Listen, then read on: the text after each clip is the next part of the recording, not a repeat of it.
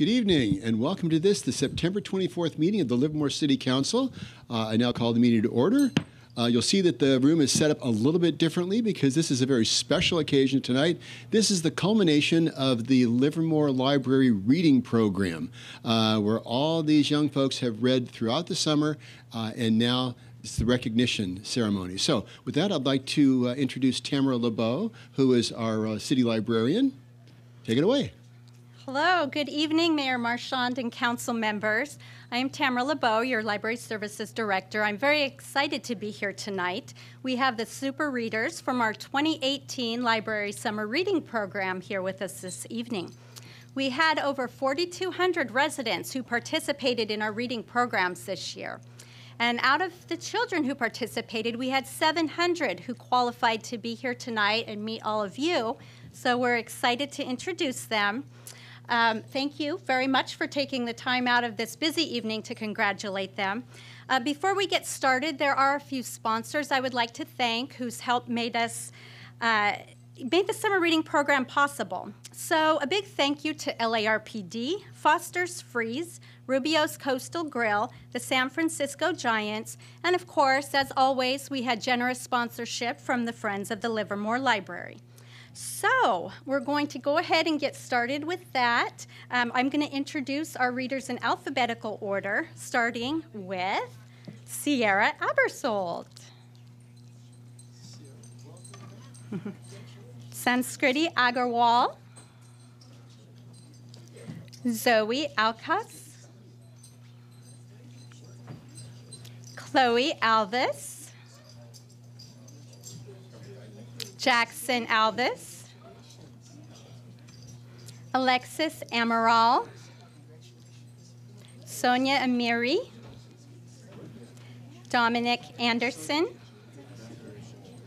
Sinan Andrews, Annabelle Apodaca, Nithin Aruswamy,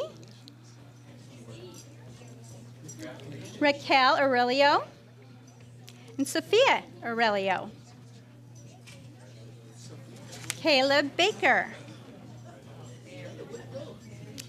Eugene Baker, and Gavin Baker.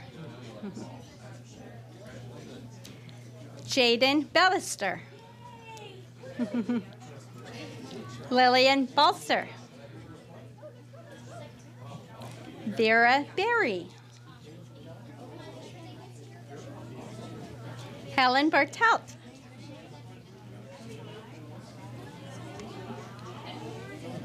Sydney Bateman,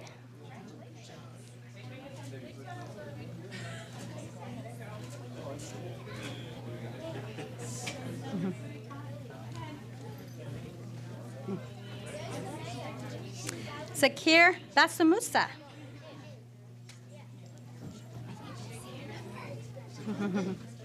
Elise Bayan Ruiz,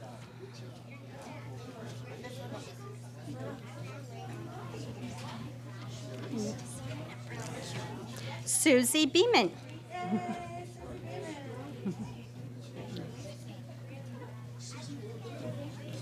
Vivian Beaumont, Trevor Bell, Svara Bosaker, Lila Bishop, Ellie Bassett, Fraser Bassett, Bronwyn Blair,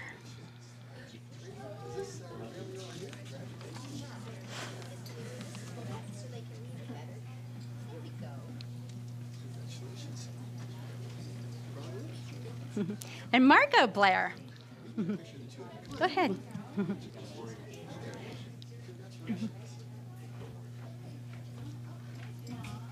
Jake Blaschuk,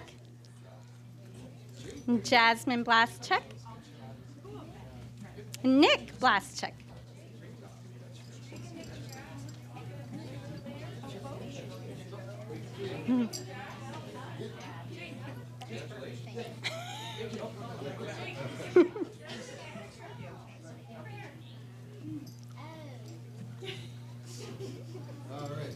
Madison Baldock, Alexis Bond, Isabel Bond,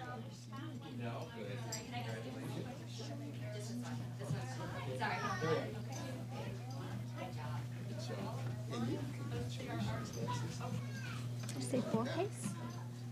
Do you say any Borges or Borges? okay. Ava Borges, Mariella Bradford,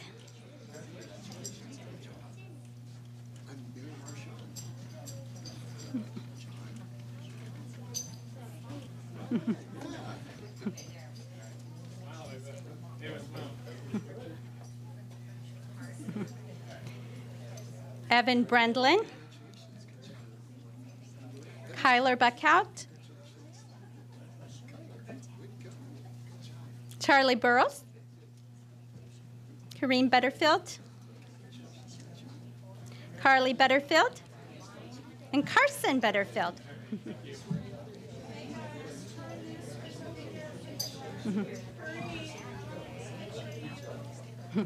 Anaya Campa, Mikhail Campos, Kian Carr, Corbin Carr, Blake, Blake Cass,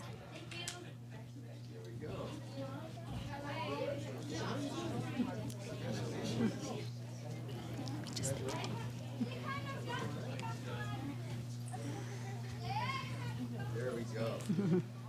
Corbin? Allison Chapman,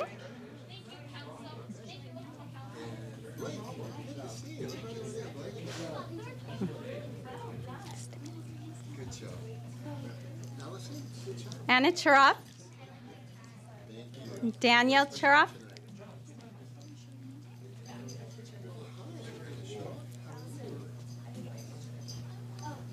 Sanjeev Chidambaram, Chloe Schrenard, Connor Schrenard,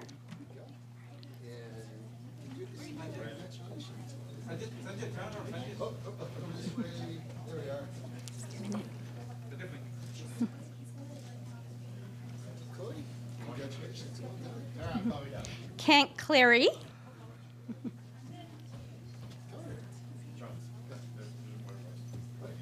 All right, here we go. Hang on just a second.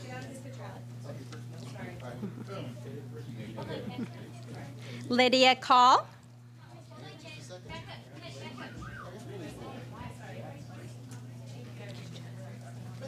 can you show me your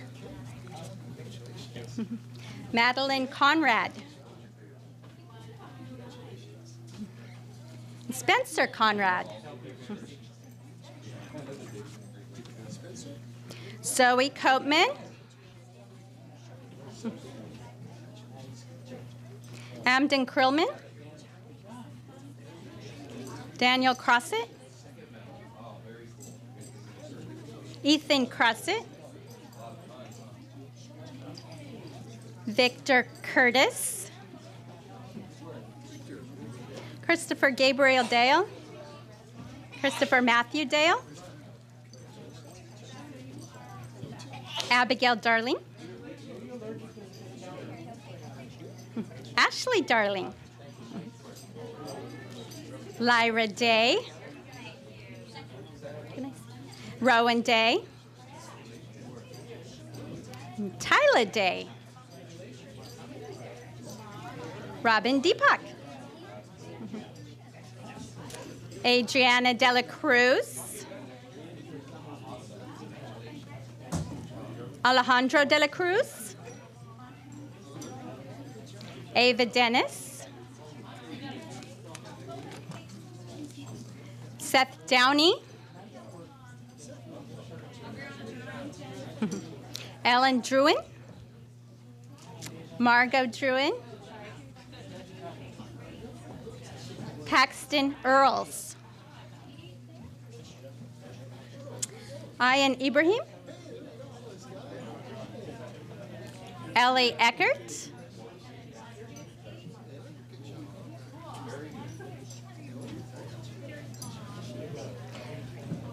Wesley English.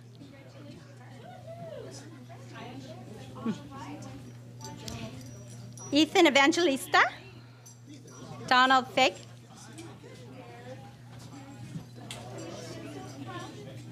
Gally Feigenbaum.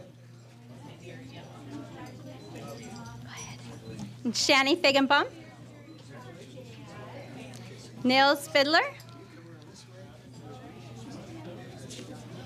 Cole Gable.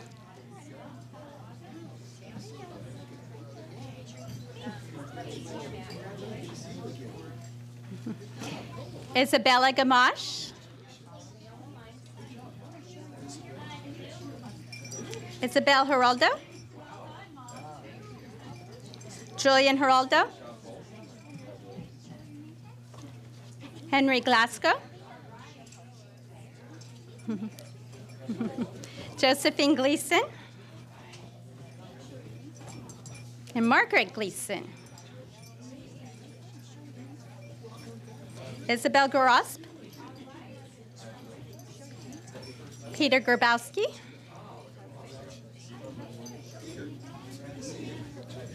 Eve Grajeda.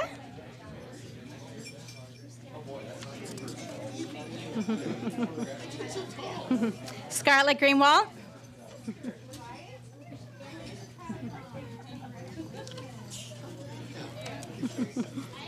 And Trent Greenwald.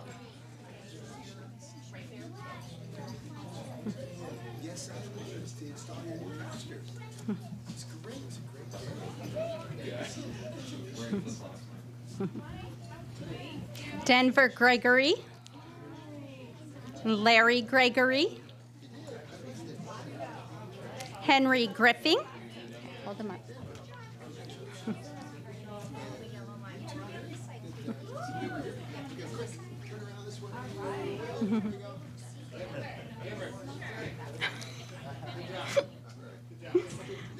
Lila Griffing. And Oliver Griffing. Oh, we got all three of them. Okay, congratulations, congratulations, and congratulations. All right, here we go once.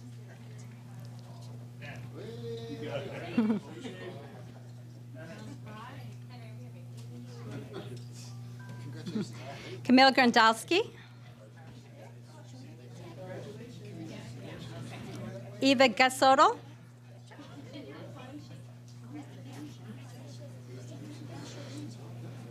Chloe Gubera.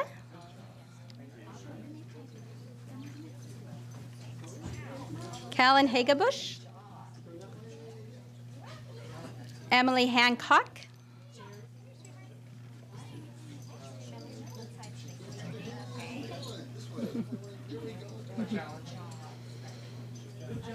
Otto Harrison. Carlos Hernandez.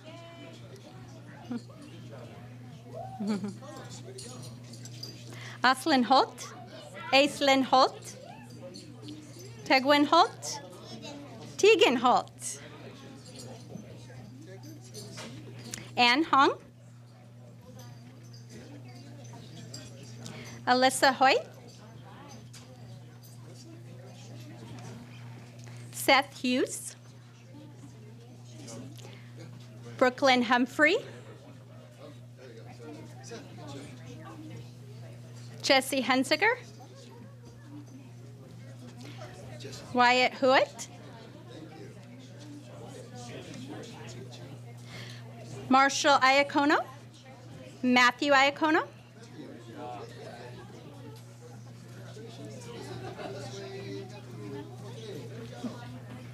Leah Inoue. McKenna Inoue. Grady Iselhart. Yusuf Atani. Syed Atani. Aiden James. Chris Jian.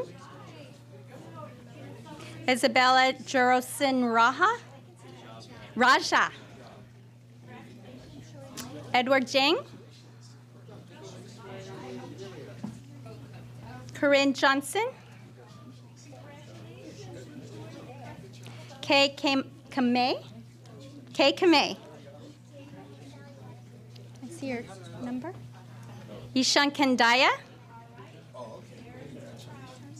Sayon Kendaya.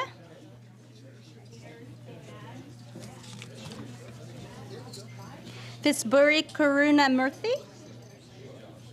Is that close? Visburthi. Pamir Kabayani. Reese Kennedy. And Sarah Kennedy. Dylan Kinsella.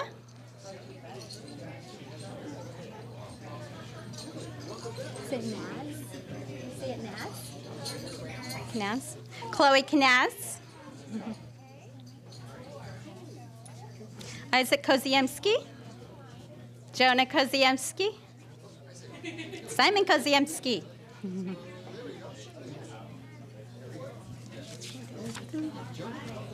Raston Lefevre.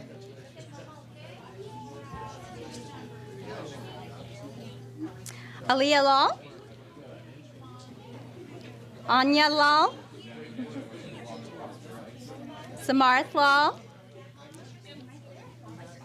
Can I see your number? Oh, thank you. Damian Latora.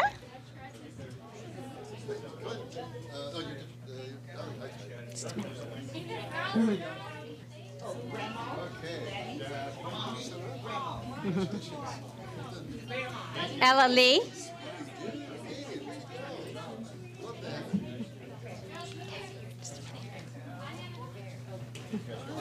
Oren Levi.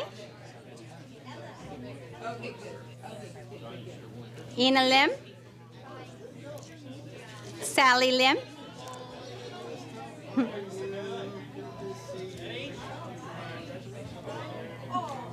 Ava Linhart. And Dash Linhart.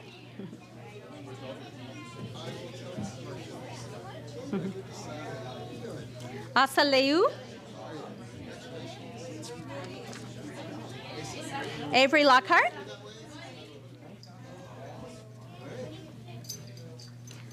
Zara License. Michael Machado.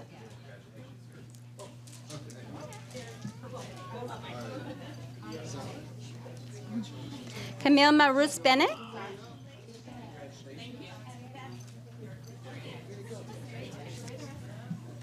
Jaden Marshall. Luke Martinez. Alberto Marquez. Connor Mathis.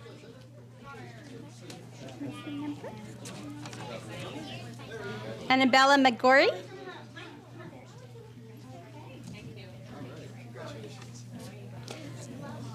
Noah Mena. Abraham Mercer.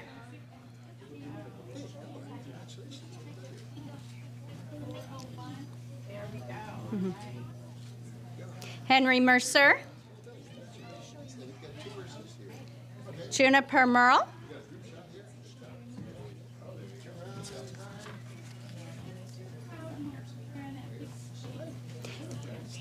Arina Mitra. Is that how you say it? Tiara Mitra.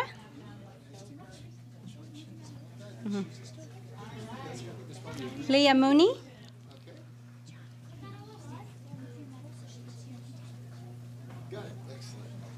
Liam Munkner.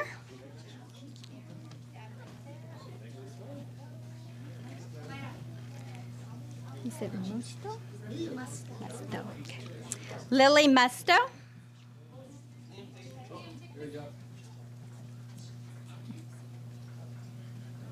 Stella Neal.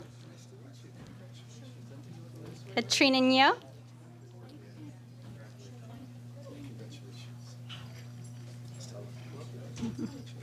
Natalie Neal.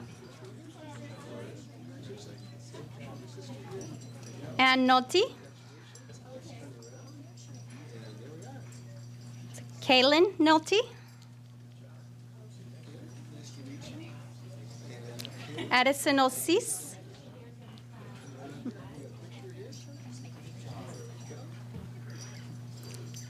Jacob Padilla. Molly Parnell.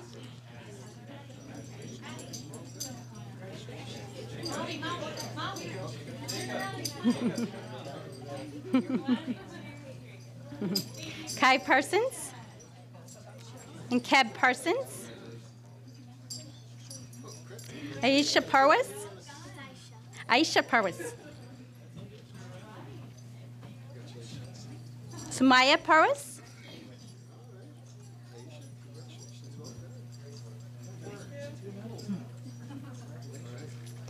Penelope Pascal.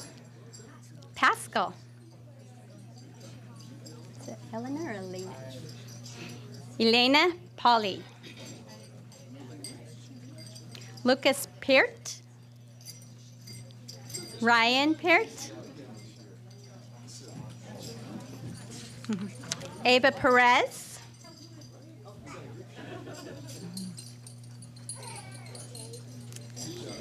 Jaden Perez. Zachary Polonsky.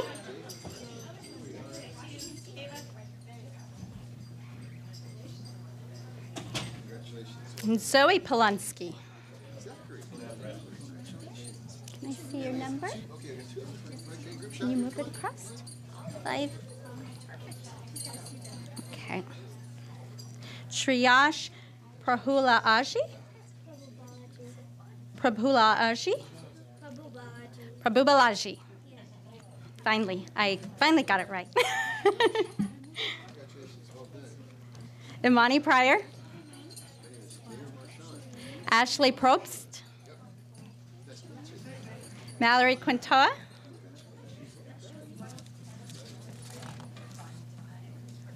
Daya Ravindran. Dia Ravindran. Dia Ravindran. Abigail Reynolds.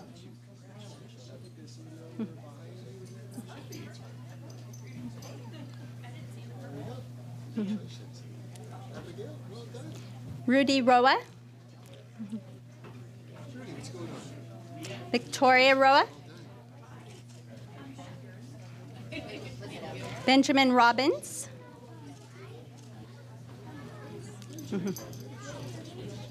Ryan Roberts. Hennessy Rodriguez. Isaiah Rodriguez. Livia Rodriguez. Ethan Stakowski. Grace Santos.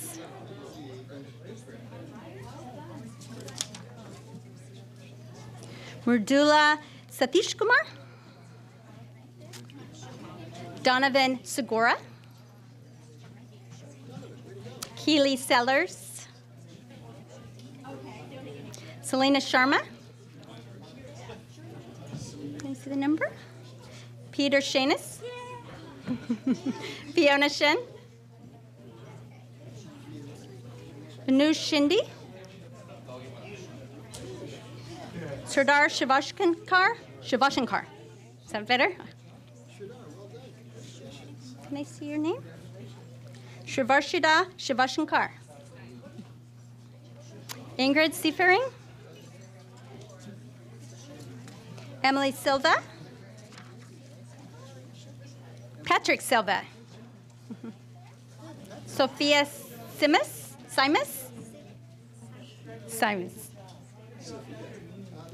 Enzo Simus.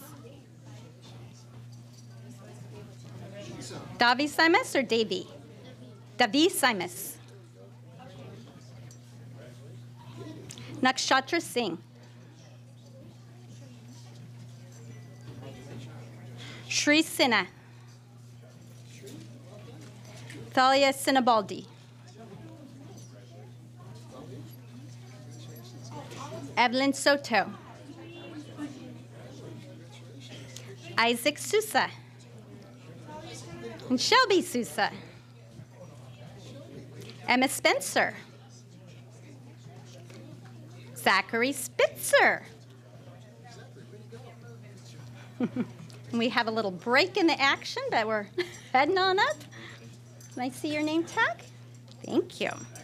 We have Nico Shriram. Is that close enough? Srithka Shriram.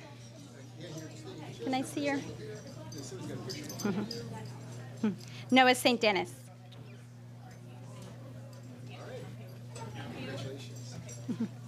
Asher Steely.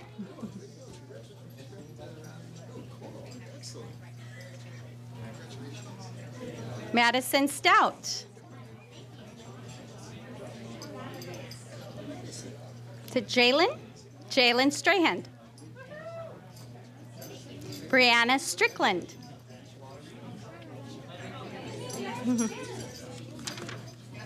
Rachapon Tabkum. Charlie Tang. Isabella Dow.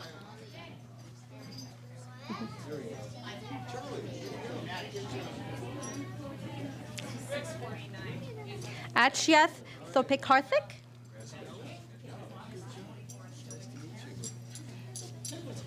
Lila Tonis.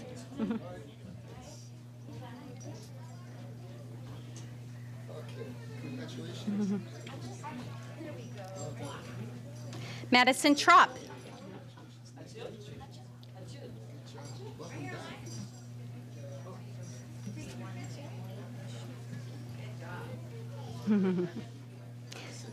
Layla Twist. Mina Uberoy.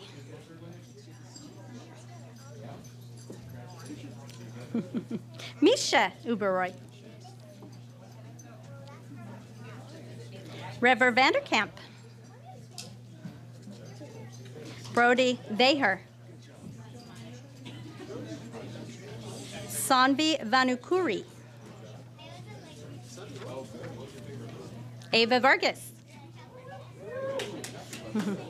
Sophia Vargas. Sierra Vidnovic. Natalia Viazone. RJ Viazone.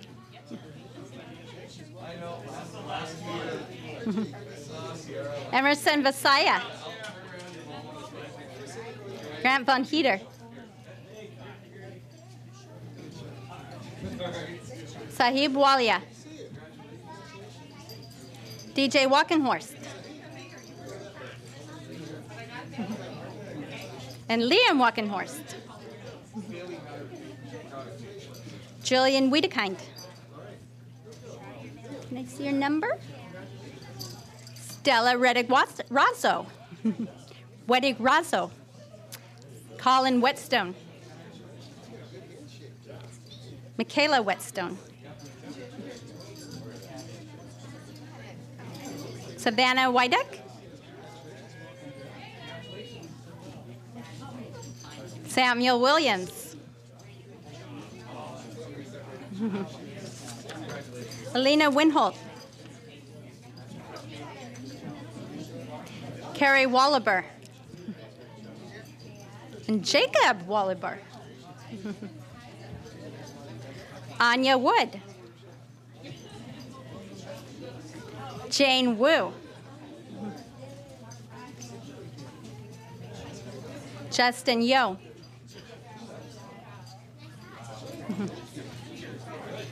Christopher Gonzalez. Eric Moore. Natalia Moore. Namdi Ugorji. Obina Ugorji. Chigozi Ugorji. And Nyoma Ugorji. Elam Hashimi. No, this is the mayor. Mersal Hashimi. Elias Hashimi.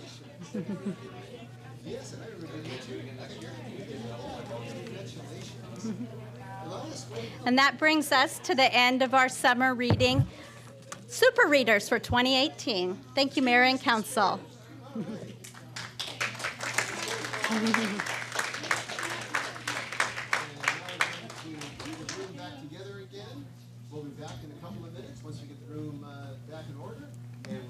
time for the rest of the September 24th meeting of the Livermore City Council. Good evening and welcome to, I guess this is part 3 of the September 24th Livermore City Council meeting. The first part we had a closed session. The second part was one of my favorite things is when we have the culmination of the summer reading program. And we just had about, I think, 4,200 students as part of the program. Like 900 completed it, and we had probably 500 come through and shake hands with the council. So this is one of the fun things that we get to do. Yes. Let's see, call the meeting to order. Let the roll call show that all members of the City Council are present and accounted for, with the exception of Dr. Carling, who is excused from tonight. I ask that you join me in the Pledge of Allegiance. Pledge allegiance to the flag of the United States of America and to the republic for which it stands, one nation, under God, indivisible, with liberty and justice for all.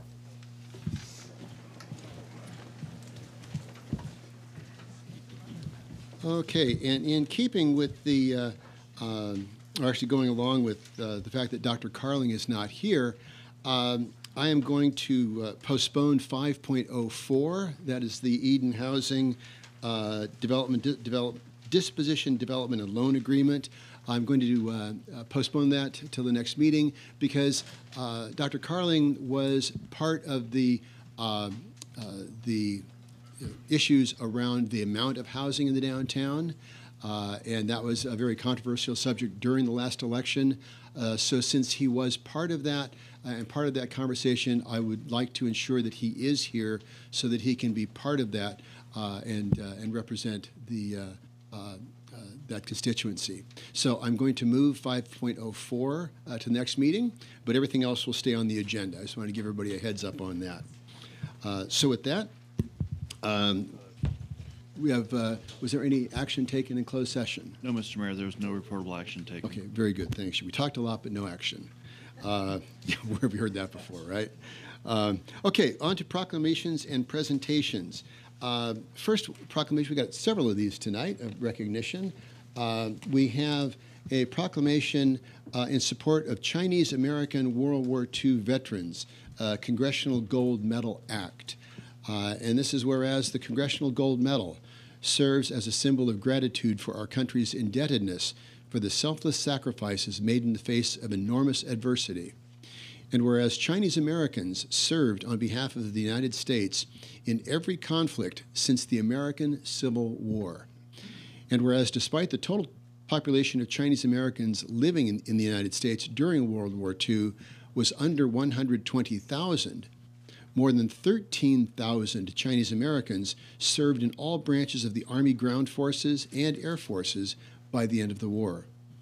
And whereas Chinese American soldiers made significant contributions to the World War II efforts as they served all theaters in both combat and support roles, including in New Guinea, Iwo Jima, the Philippines, North Africa, Italy, the Normandy D-Day invasion, and the Battle of the Bulge.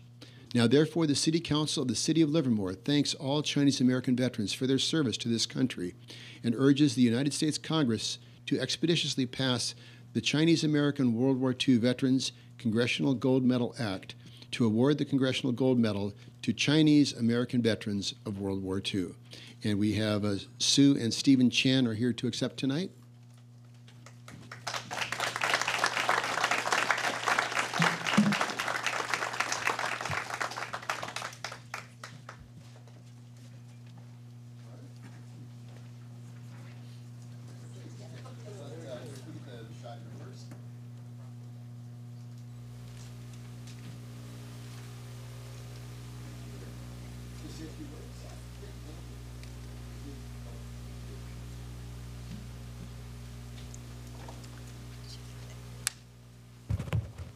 Good evening, Mayor Marchand, City Councils, and staff.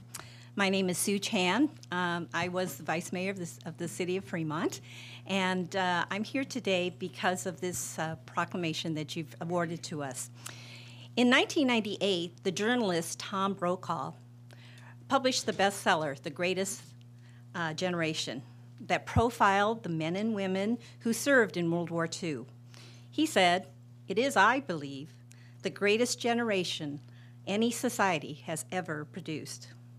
As noted in tonight's resolution, Chinese Americans played a significant role in the war effort.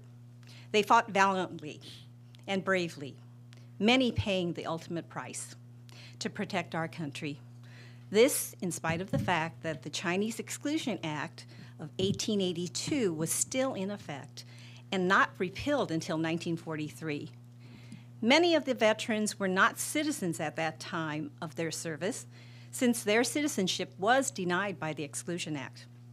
This recognition of their dedication and valor is long overdue. It's important that we take the time to note the sacrifices and contributions of immigrants during the wartime in America, even as our communities bore the burden of discrimination. H.R. 2358 and Senate Bill 1510 need to be passed by Congress by the end of this year's session. I'm happy to report that the Senate passed it last week. We're still working on the House of Representatives, where we need 100 more representatives. So this resolution is very meaningful. So I, along with the Asian Pacific American Democratic Caucus, we canvassed all cities in Alameda County. And I'm happy to say we have all but 2 left, and we'll be sending this off to Washington, D.C. Both Senator Feinstein and Boxer, as well as our representatives Eric Swalwell, Barbara Lee, and Rokana, have signed on as co-sponsored. So this national effort is intended to ensure that the achievements and contributions of the greatest generation will never be forgotten. And with that, as the descendant, my father was in World War II. His name is Lang Lee. He was private first class. And he was in Company C, the 120th Infantry. He was wounded in Normandy. And he was awarded the Purple Heart and the Bronze Star for bravery and valor. And so, on behalf of him and my family, I thank you for this. And now we'll have Steve speak. Mr. Mayor and members of the council, thank you for taking the time to acknowledge the contributions of the Chinese American veterans in World War II. My grandfather actually came to this country in the 1880s, but by time 1882, the country barred Asians, Chinese, from coming into this country. My uncle served in World War II. My uncle Albert was a mechanic, and he worked on Sherman tanks. My uncle Wesley was a medic. He was on the front line saving lives. My uncle Johnny was a navigator on a P-38 fighter bomber. My uncle Jimmy was a paratrooper in the 101st Airborne Screaming Eagles on the first wave of Normandy Beach. He also won the Purple Heart and a Bronze Star for his action. Now, my dad first started off in the Corps of Army Engineers, but then he became an Army cook. So in a way, he fed an army. But we want to thank you for the time and joining the chorus of the cities in Alameda County that acknowledged the service of Chinese Americans, veterans in World War II. So thank you it's personal for us. Thank you.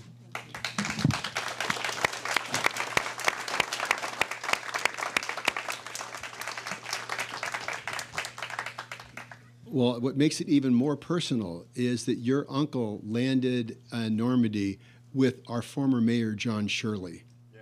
So I think that is pretty remarkable. So thank you very much. More remarkable. So this was a story that you may have seen on the news, and this was more heroes that are in our midst.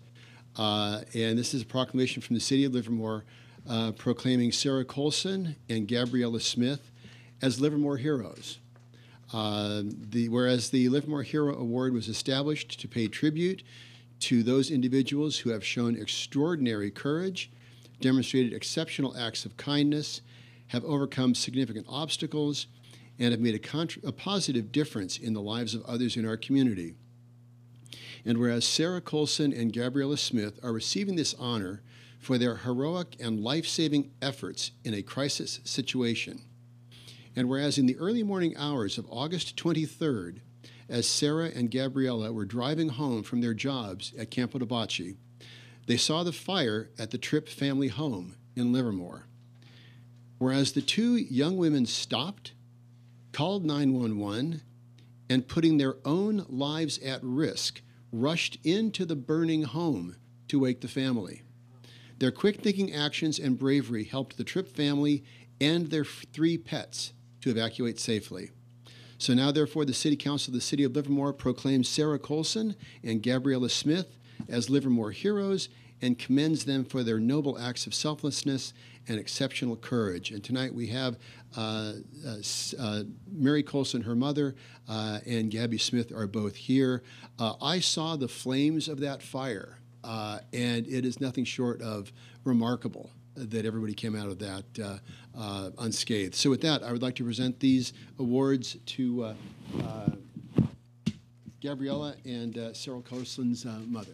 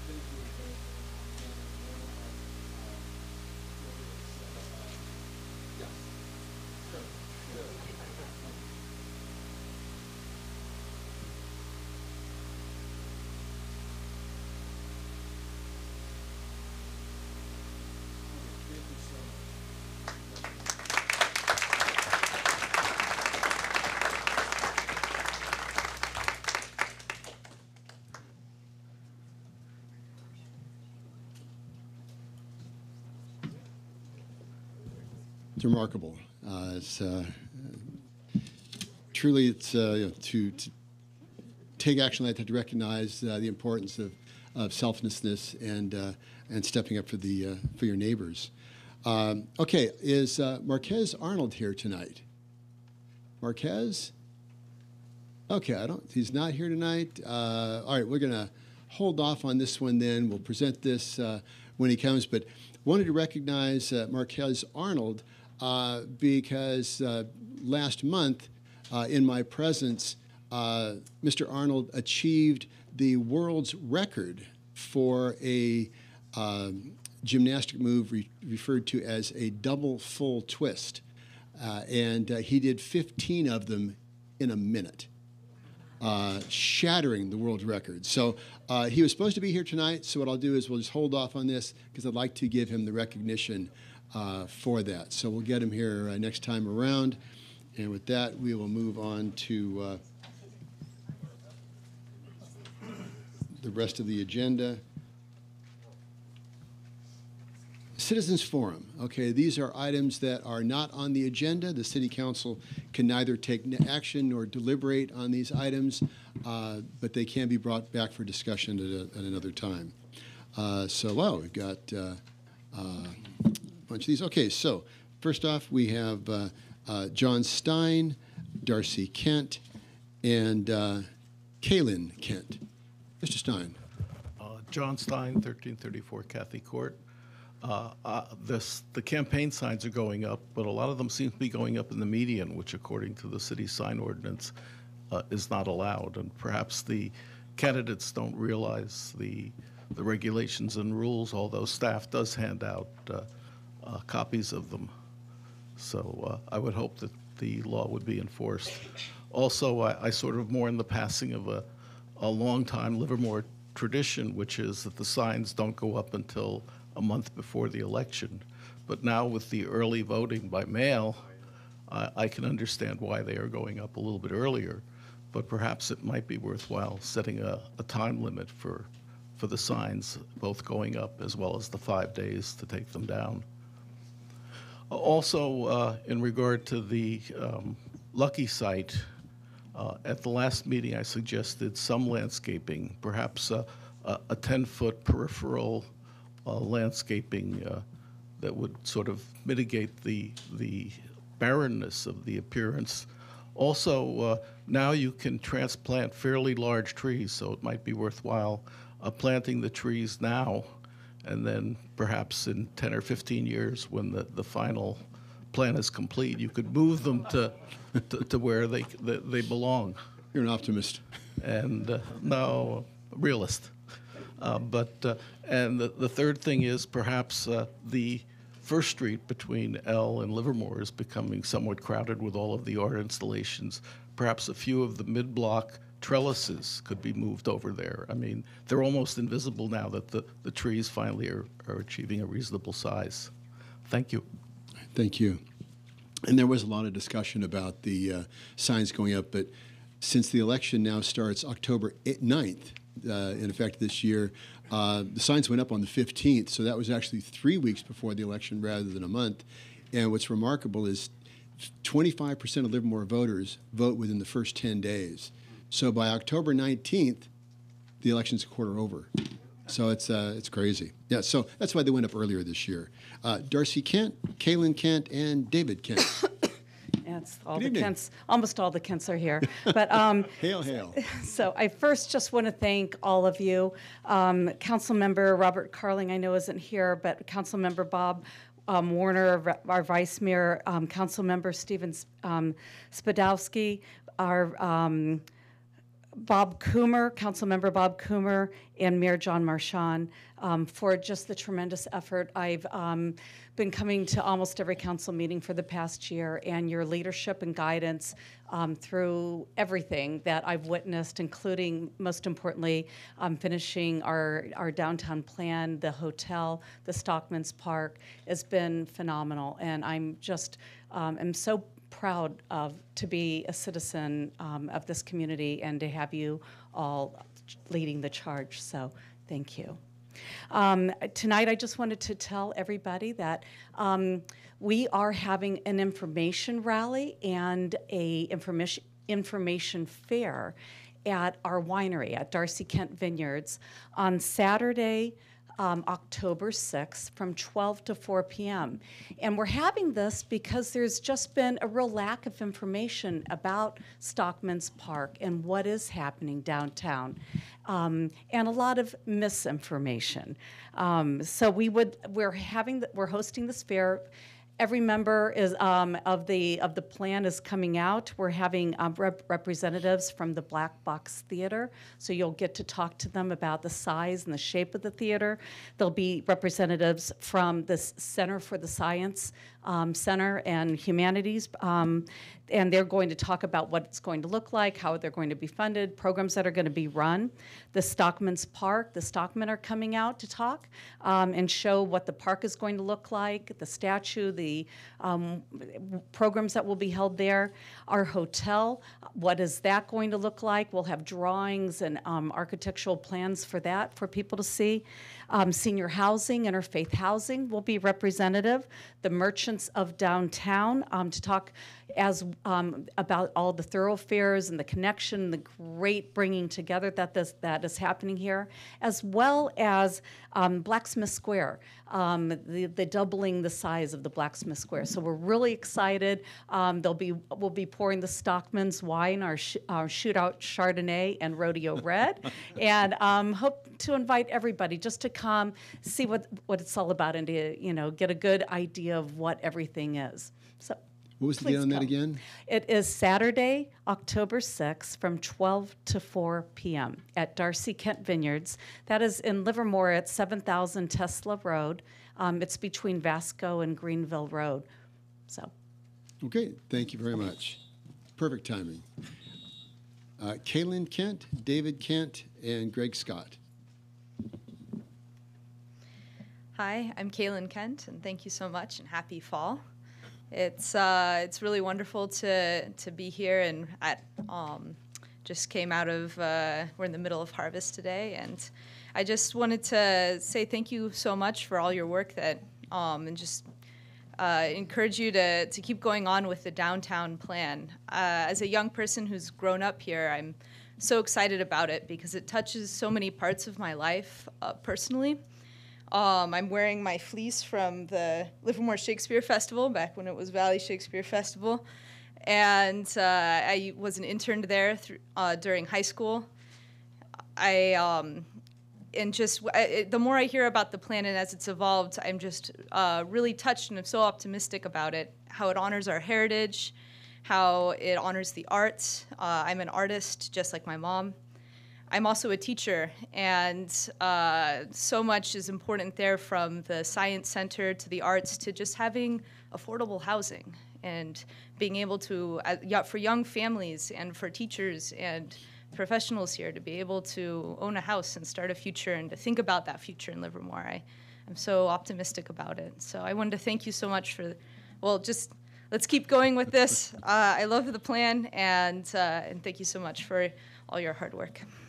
Kaylin, thank you very much. David Kent, Greg Scott, and Jacob Anderson. Well, it's very rare that I get the last word in my household. And, just turning the cards in the right order. Perhaps today. Well, I guess we're facing a referendum. It's very disappointing after all the hard work that's gone in by council and city staff. And to me, it's very disappointing because it's really a betrayal of our representative democracy. This community elected the four of you and Councilmember Carling to really listen to the community, which you did, to become experts on this issue, which you did, and to make thoughtful decisions. And I think the community, which you did, and the community came together. And the vast majority of stakeholders in Livermore really had a meeting of the minds, made the compromise, and created a great plan. And all of that is really thrown out of the window when you start ignoring what is unanimous votes of our elected representatives, just so that a few moneyed interests can come in and try to sway things the other way. I don't think they'll get 5,000 signatures. They would never get them if the signature gatherers were telling the truth about what they're voting on. I know this community. I've talked to people. It's only the misrepresentation that might get this on the ballot. But if it does, and we go through an expensive election, the voters are going to reject it because there's widespread support for this plan. It is everywhere. It's deep. And, I think at the meeting we had 2 weeks ago, more than 90% of the speakers were in favor of the plan. And I know Councilmember Spadowski said the opponents are number 4. He may be off by 2 or 3, but it isn't hundreds, it's not thousands. It's a handful of people who simply are fulfilling a threat.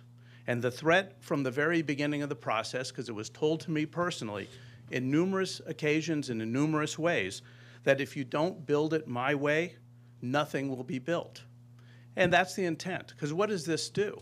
You've arrived at a plan that has much less intense development than the previous plan or other plans that were considered. But if the intent is to take this 6 months to scare off the developers, to try to crater the hotel deal, to make the Stockman so upset that they won't fulfill the Stockman Park because they won't have the land to put it on. If that's the intent, to scare away the affordable housing developers, then that's the fulfillment of the threat. And this community is better than that. And I hope that you guys just stay the course and keep moving forward because the community is with you. Thank you. Thank you, Mr. Kent. Greg Scott, Jacob Anderson, Evan Branning. Mr. Scott. Good evening, Honorable Mayor Marchand, Livermore City Council, City of Livermore staff, those in the chamber, and those in video land. I am Greg Scott, and I speak on homelessness in Livermore. There is no rational, coherent, comprehensive plan to solve the homeless issue in Livermore. If you discount this, then go take a look at Lee on First Street. Please bring no harm or further inconvenience to him. He has been out there on the streets of Livermore for years. He's rotting out there. He is Livermore's own. He is a Livermore High School class of 1968. Why must homeless people continue suffering and dying for lack of shelter?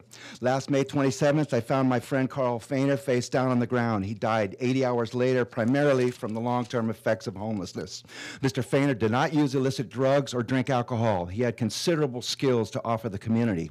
Homelessness represents a loss of community resilience. A loss of community resilience is a loss of individual liberty.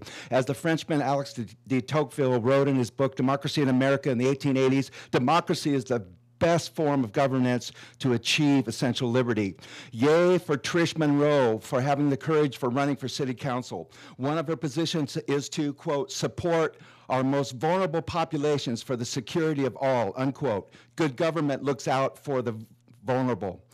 The Consolidated Annual Performance Evaluation Review is for nearly $400,000 in U.S. Department of Housing and Urban Development funds from the U.S. taxpayers to the city of Livermore. Over 1/3 of the money is to service loans. There is an opportunity cost to this. Elderly go hungry and people go homeless, for example, in lieu of debt service. 1 year ago, I proposed a commons for homeless living in their cars. Still no implementation on this. Another year in their cars for homeless living this way. I do not doubt that those behind the Vineyard 2.0 have good intentions. I do not doubt that it will help some homeless. The problem is that it is far too expensive for the number it helps. By County of Alameda statistics, the number of homeless in 2017 in Livermore was 243. Vineyard 2.0 will house 24 or 10% of the homeless by count out of what amount of the cobbled together $17 million for the project? What about the other 90% of the homeless by count of the County of Alameda? We cannot expect that money that is intended to be spent will solve the homeless problem. It will not. I encourage community members to attend the Community Needs Assessment Needs Workshop #1 on housing homelessness on October 9th, 2018 at 7 p.m. at the City Council chambers. I'd also like to thank Dominique Green, the homeless czar that is no longer with us, for her service. Dominique told me a story how she'd go to her car after work here in the parking lot at 5:30, and she would sit and cry before her return commute to Oakland. That told me that she knew what was going on out there. Thank you. I did work with Dominic, and she was a remarkable individual. She did great work while she was here. Jacob Anderson, Evan Branning, Drea Burbank, MD. First, thank you, Council, for what you do. City staff, thank you for what you do. I'm always in awe of how hard you guys work. I'm speaking tonight on behalf of myself. Last week, I opened my comments with a quote from Abraham Lincoln. If given the truth, the people can be depended upon to meet any national crisis. The great point is to bring them the real facts and beer. While Abraham Lincoln was being tongue-in-cheek about the need for beer to make the right decision, he is making a true point about how, on a whole, that people will make the right decisions. The key element is the truth. Lately, the truth has been in a lack of supply. There are petitioners out trying to gather signatures that truly show the lack of truth. Every petitioner I have talked to has given me either very misleading information or told me outright lies. I'll give you a few of the lies I've experienced firsthand. The current plan will build skyscrapers downtown. It would be put on the ballot June 3rd. The petition will stop the overdevelopment of Livermore. The petition stops buildings from being higher than 4 stories. The current plan will have no disabled parking. When looking at the information packet, one petitioner pointed to the old downtown zoning map and told me that was the current map. Another lie, the current plan builds a third movie theater downtown. And my favorite, the petition stops a skate park from being built on the golf course that we have located downtown. Once these petitioners know that I have some knowledge of the plan, I have been called a paid protester, a paid architect because I was wearing a tie, a Star Wars tie that had blueprint drawings of X-Wing fighters, and I was also rudely insulted for having underarm sweat. But that one was true. I did have underarm sweat. You're working. The most troubling of these lies are the ones that I've heard from others. That you do not have to be a registered voter to sign the petition. Or that you do not have to be a Livermore citizen or a Livermore resident. There is even video showing these petitioners lying outright to the people of Livermore. It is time for organizations to show some integrity and vow to not mislead. Let's stick to the facts, and I believe that the people will make the right decision. Thank you. Thank you, Mr. Anderson. Evan Branning, Drea Burbank, and Jeff Caskey. Good evening, council, staff. Once again, I would like to thank you for your time. My name is Evan Branning, and I'm speaking on behalf of myself. I'd like to follow up what Jake said, and I would like to start actually by playing a short video, although you'll only get the audio, of a petitioner talking to a Livermore citizen and what they said. We have a vote on the planning for the construction downtown. City Council just passed it last week with the new plans that instead of throughout the old ones that had all the parks in it, now they're trying to put like 700. Back. Throughout the old ones that had all the old planning that had like open areas and parks. So you're saying the new one doesn't? The new one now has 700,000 square feet of commercial, hotel, and apartment buildings. So we're trying to get it on the ballot to let the people vote if that's what they want. So no park space? No. Much smaller, if any. It's right here.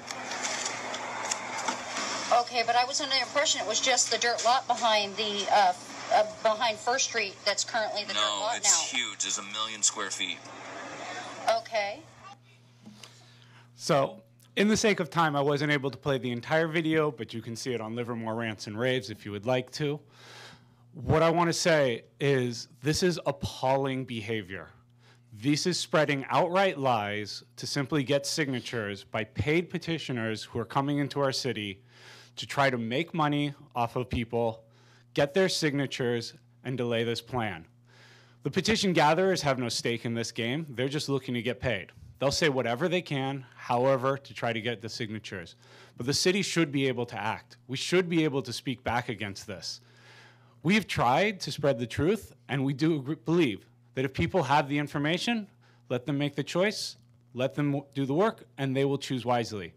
But we have seen widespread support for the downtown plan. We have seen people coming out in favor of it, people speaking online. People have been working hard to get this forward. The expertise that you brought with this plan has been amazing. This has not been a short process. This is something that I have never known Livermore not to be discussing. My entire residency here, this has been on the agenda in some way or another. This is something that I would like to see us move past, and I'd like to echo something that has been a thought of Greg Scott's for many, many months at this point, or years, which is it is time for us to move on. There are many other issues. This referendum seeks to delay, it seeks to stall, and it seeks to misinform. We have many people in need, and I look forward to the City Council being able to address their issues and needs. I hope there is something that the Council can do to address non-elected officials going out and acting as bad actors. The nonprofits and PACs that are organized in the city right now should have some means of saying that they will play fair, they will work well with others, and they will not seek to slander, slam, or spread misinformation. Thank you. Thank you, Mr. Branning. Drea Burbank, MD, Jeff Caskey, Connie Copps. Hi there, thanks for having me. It's a pleasure to be here. I am a doctor. I specialize in disruptive technology and medicine. So my main job is taking really fancy stuff like 3D printing and making it actionable for a small community hospital. I recently did an article on small modular reactors for communities, and when I first approached it with my group, I kind of thought, okay, whatever, maybe it's not true, maybe it is. But I was pretty impressed with the technology, and I think that it might be a good buy for a small community that was looking to kind of own their own power source. Right now, natural gas is the cheapest energy source that's around, but we don't have a carbon tax. So when I heard about Livermore, I heard about your I wrote it down, South Valley plan, and I thought that was a community that's thinking 50 years in the future, that with the rail trail. So I see you guys making long-term plans, and obviously you have really complex issues in the short term. So I'm just going to leave the information with you, and if I can be of assistance to you in evaluating the technology, I will. Hand that to the city clerk, and then she can make sure that we get it to the council. So thank you very much. Jeff Caskey, County Cops, Gene King. Good evening, Mayor and Council. Jeff Caskey. I'm here to celebrate the democratic process.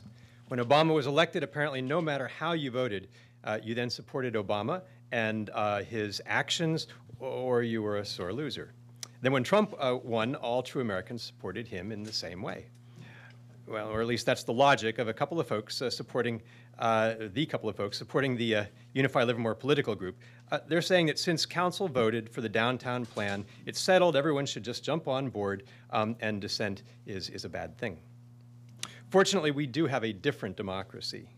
Voters have a number of checks on their elected officials: the right to protest, the right to free speech, and for the last 100 years in California, the right of referendum. Certainly, voters can vote officials in or out every few years, but that's a very coarse tool. The public may support many of the activities of their elected officials. I certainly do, and still disagree with a particular decision. The referendum gives a much more precise and much less disruptive tool. Our council says they listen to the public, but as the Unify Livermore ads noted, that doesn't mean that they agreed with what they heard. And ultimately, they voted for a plan that had some elements not favored by the majority of the outreach participants. And that's council's right. And if they believe that was the right choice, that's council's role. It's also the right of the citizens to return that disagreement in a number of ways, one of which is referendum.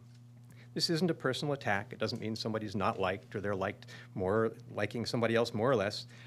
This is one of the very few tools we have, which is called direct democracy. So here's to the vote of the people and the strong democracy that depends on it. And I want to add to my thoughts, I think you got in your packet a note from Alan Burnham about the downtown and adding signage both related to science and to history, to the culture of Livermore. In the spirit of collaboration, Alan has been a strong supporter of the current plan and in particular of the Stockman's Park in downtown. And I want to support Alan's call for heritage and for science in the downtown plan. Thank you very much. County Cops, Gene King, David Rounds.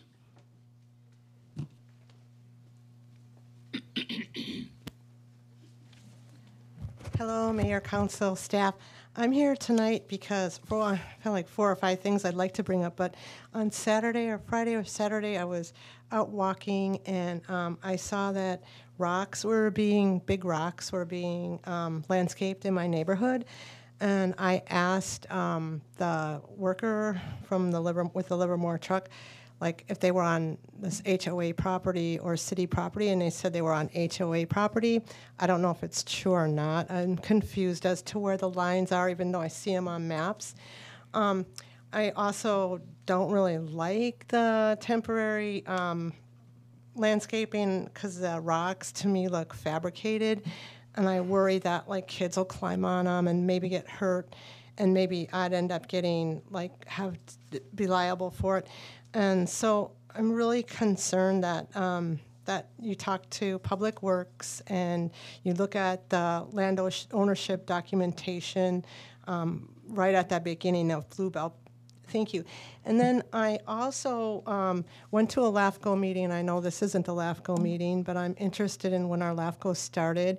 I sent them a letter asking when Springtown annexed to the city of Livermore, and they don't really have any, they didn't really satisfy that question.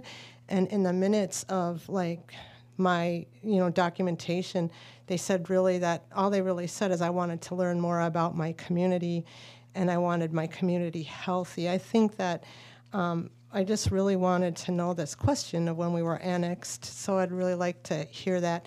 And then I also went to a Zone 7 people and called them to try to get some questions answered, and I got a little email that I'm confused about. It's really important to me that we get this all straight. And then I thought I saw something on the agenda that talked about some maybe up to 29 houses on North Livermore. Is that on the agenda tonight? Something about like that church that burnt down on North Livermore. Is there any talk of that tonight? Is that an agenda item? It's no, I'm questioning because I can't find it on the agenda, but I thought I saw it on my computer. Are you guys talking about like it's I think East Bay Community Housing? Is that on the agenda tonight?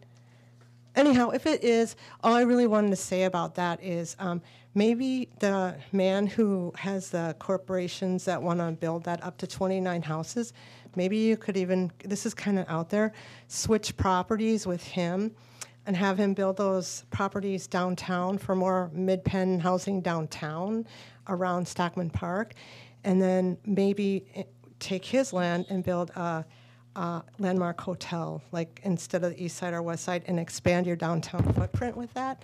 And then if I could just say one more thing, maybe have like one of our wineries have like a kind of a ranch type bed and breakfast. Maybe if our wineries could pair up and trade some bed and breakfasts on their land to really iconic the deals, because I think one of our best things that could be marketed here is our Mexican cooks. And I know that we have a lot of competing interests right now, but if we had like small bed and breakfasts, something to think about. Thanks.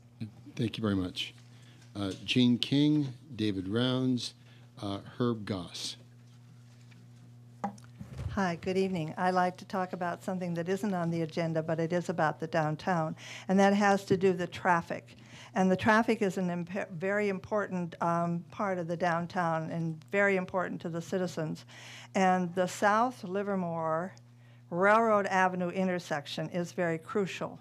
And we have a report from a traffic consultant which talked about this with the observations. And he said one of the things is how you compare how much parking in the city's plan has how much parking is on the east and the west side, and with the citizens group plan. And the city's plan has 198 parking spaces on the east side, whereas the citizens plan has less, 185. And another thing besides the parking to consider is the traffic that will come through to come to the hotel. And putting the hotel on the east side requires more traffic coming through that intersection, either going straight or turning left. And whereas if you have the hotel on the west side, the traffic will turn right to get to the hotel over on L Street. And then the going away traffic will be less, because the going away traffic can go down L Street to get to the freeway, whereas the other traffic from the east side hotel will have to use that same very dense intersection. And another thing that's very important is how many left turns and right turns there are in the intersection. And he talked about the fact that getting to the hotel on the east side, you've got a lot more left-hand turns and a lot more traffic. So his conclusion was that the traffic with the hotel on the east side was much worse than the traffic with a hotel on the west side. And I know we have a wonderful traffic person, and Sherry Sheets does a lot of our traffic, and I am sure that you will be doing some evaluations about the traffic and about the extra traffic caused by the inaccessibility of the hotel drop-off zones for the southbound traffic on Livermore, and the extra movements to and from the off-site parking or the on-site parking to and from the drop-off zones. And the other thing that I wanted to say is there's been a whole lot of talk about how there was the outreach program, which there was, and it had a lot of people. But none of those people that came to the outreach ever saw and could evaluate this unified plan, because it didn't come before the City Council until the outreach program was all finished on November 27th. And so by having this referendum, having an opportunity for the citizens to vote whether they like this unified plan is very important. And that's one of the reasons why we're doing the referendum, so that the citizens can vote whether or not they like the unified plan. Thank you very much. David Rounds, Herb Goss, Brent Seiler. Hi, guys. I'm speaking, David Rounds speaking on behalf of Friends of Livermore Committee. So the Friends of Livermore Committee started circulating a petition on September 12th to rescind zoning changes the city passed that enable parts of the downtown plan. Then things got crazy, even for Livermore, which has a Bay Area reputation for getting crazy during elections.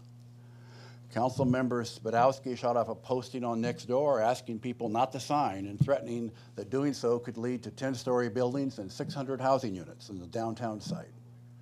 You all know that this has been zoned for regional theater and a lot of housing for years. No one has tried to build 10 stories and put in hundreds of houses. And I know we certainly do not want to do so at Friends of Livermore Committee. Your post was pure fear-mongering. You should be ashamed. Then our friends at the Unified Group took your message with the same misleading information and did a robocall. A robocall, really? With a fear message. Not a good way to start the season. There's been a lot of speculation and misinformation on Nextdoor, Facebook, and at rallies at Blacksmith Square, and I want to try to clarify some of this information. Yes, there are professional signature gatherers out there. No, they have not been instructed to tell lies about the downtown plan, the referendum, or anything else. I wrote the script and it is factual and correct. Are they perfect? No, unfortunately. Will they get better? Absolutely. Are they going away? No, not until the first week of October, or maybe it looks like a little earlier. People are having panic attacks because we are using professional signature gatherers. Sorry, but the rules around referenda are that we have just 30 days to collect our goal of 8,000 signatures. It would be impossible to achieve this without hiring a company to help. We have more volunteer signature gatherers, though, than we do paid people gathering signatures. So why did we wait until now to do this referendum? Well, because there was nothing to referend until the city passed the zoning amendments. That is how referenda work. I would have preferred to have done this the first week of February and be done with it. Others say we are trying to kill Stockman's Park. I'm sorry that Stockman's Park got embroiled in this. It is a wonderful deal, and I am so glad that the city has this agreement with the Stockman. I am confident that Stockman's Park will go forward and be exactly what the Stockman's Association wants. Why are we doing this? Because it is the right thing to do. This downtown plan could have been exceptional and a testament to the visionary thinking we have had in Livermore in the past. Instead, all we get is a slightly more attractive and slightly less dense version of the Lennar plan. And thank goodness for the Stockman stepping up when they did, or I can't imagine how bad it would be. Vision is harder to do. It requires thinking out of the box and taking chances, and sometimes it takes patience. The citizens are not getting this level of leadership today. Thank you.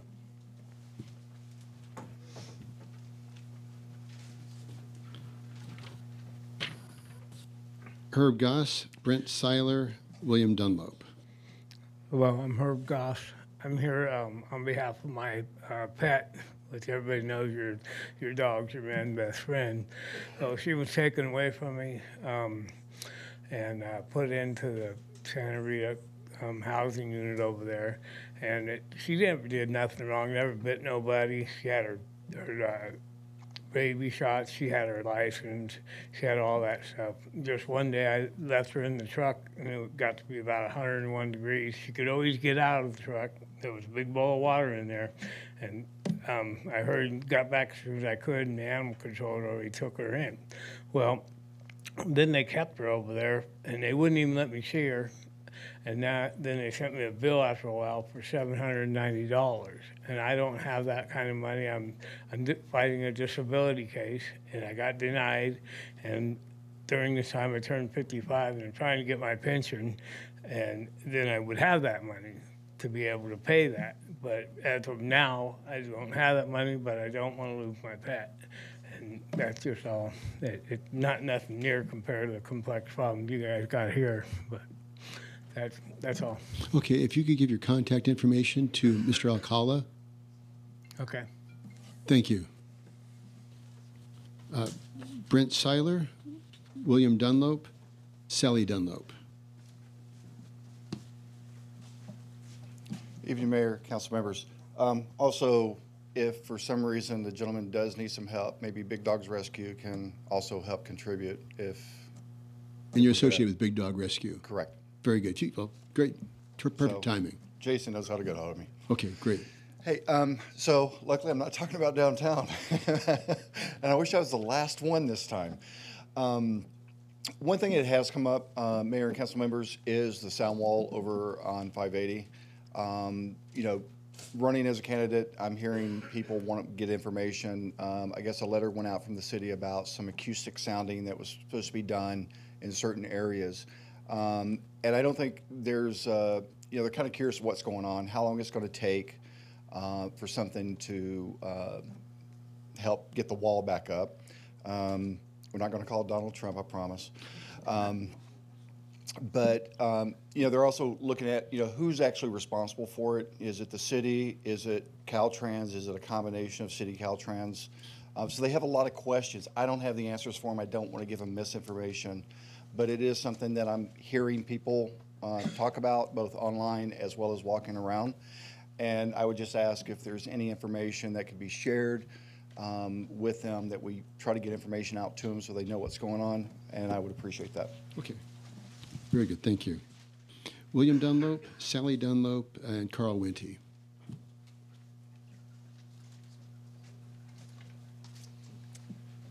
Good evening. I hope it's going well for you folks up there. I want to talk about parking again, and I'm not particularly enthused about the current counting of parking. Back, maybe it was even 4 years ago, you used to be able to drive downtown and there were a zillion parking places in the lot where we're talking about building everything.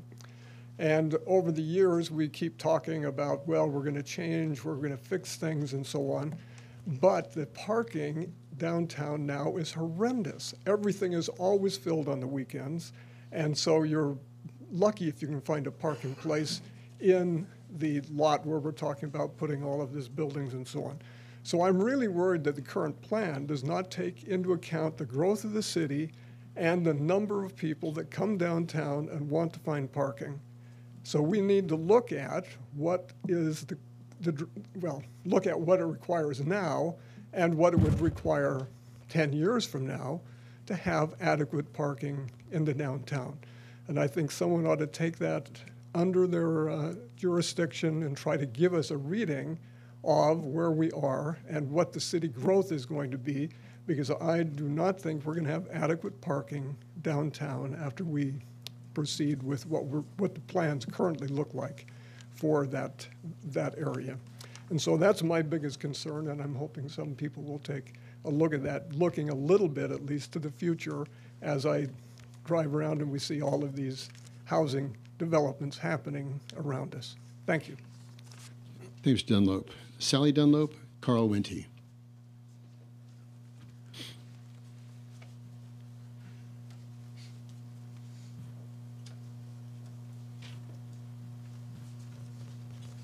Hello. I know you can't answer this question, but does the proposed hotel have a spa? This seemed to be one question that Councilman Warner frequently asked when we were first talking about hotels. And I don't think that he didn't say that he was just madly in love with spas, but that usually meant that if a hotel had a spa, that the hotel was a more upscale hotel. So that's why I was asking. Maybe I can ask Councilman Warner later. And as I understand, there will be no restaurant in the hotel. So I was just wondering where the patrons of the hotel might have breakfast. Would there be a small cart with coffee and tea and pastries for them? Or, that doesn't really sound very iconic, but the patisserie may be open early, and maybe Uncle Yu's might open early. Also, since the area between the cinema and Livermore Avenue is almost the most congested area in town at several times during the day, I can't for the life of me understand why 8 parking spots, just 8 parking spots at the rear of the Bankhead Theater would serve any purpose except becoming a hazard to children and adults who are parking their car, and also for cars trying not to bump into each other and getting into and out of that small area with only really just making the area worse. And I know Mr. Early said none of us are traffic experts, but somehow when I'm in my car and my car isn't moving because there's a lot of cars around me, it doesn't seem to take a genius to figure out that there must be a traffic problem somewhere. And so I hope you look at that, and possibly 8 spaces along the back of the Bankhead just doesn't seem reasonable to me. And I know that you are all probably traffic experts, but I wouldn't park my car there, nor would I park my car with my grandchildren there, and with Cream close to, that area. Thank you very much. Thank you, Ms. Dunlop. Mr. Winty.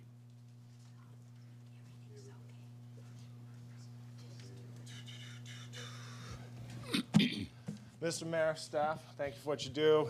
Mr. Warner, Mr. Spadowski, and Mr. Coomer, thank you for what you do.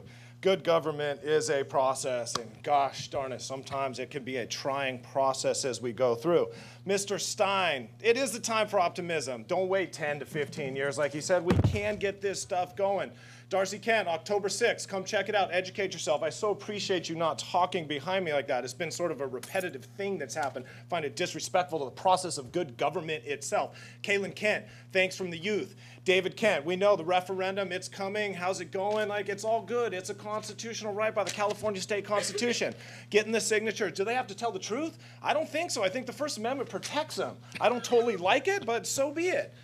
Greg Scott, I wish we were talking about solving the city's problems, not talking about this downtown.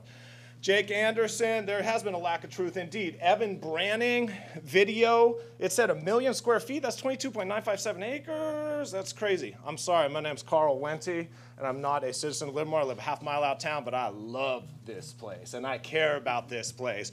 Care about making this a better place. Doctor, I met you out there. I want to learn about the reactors. Can I buy you a drink? I'm married. I just want to hear about the reactors. Jeff Katsky, the democratic process, by all means, course tool, precise tool, descriptive.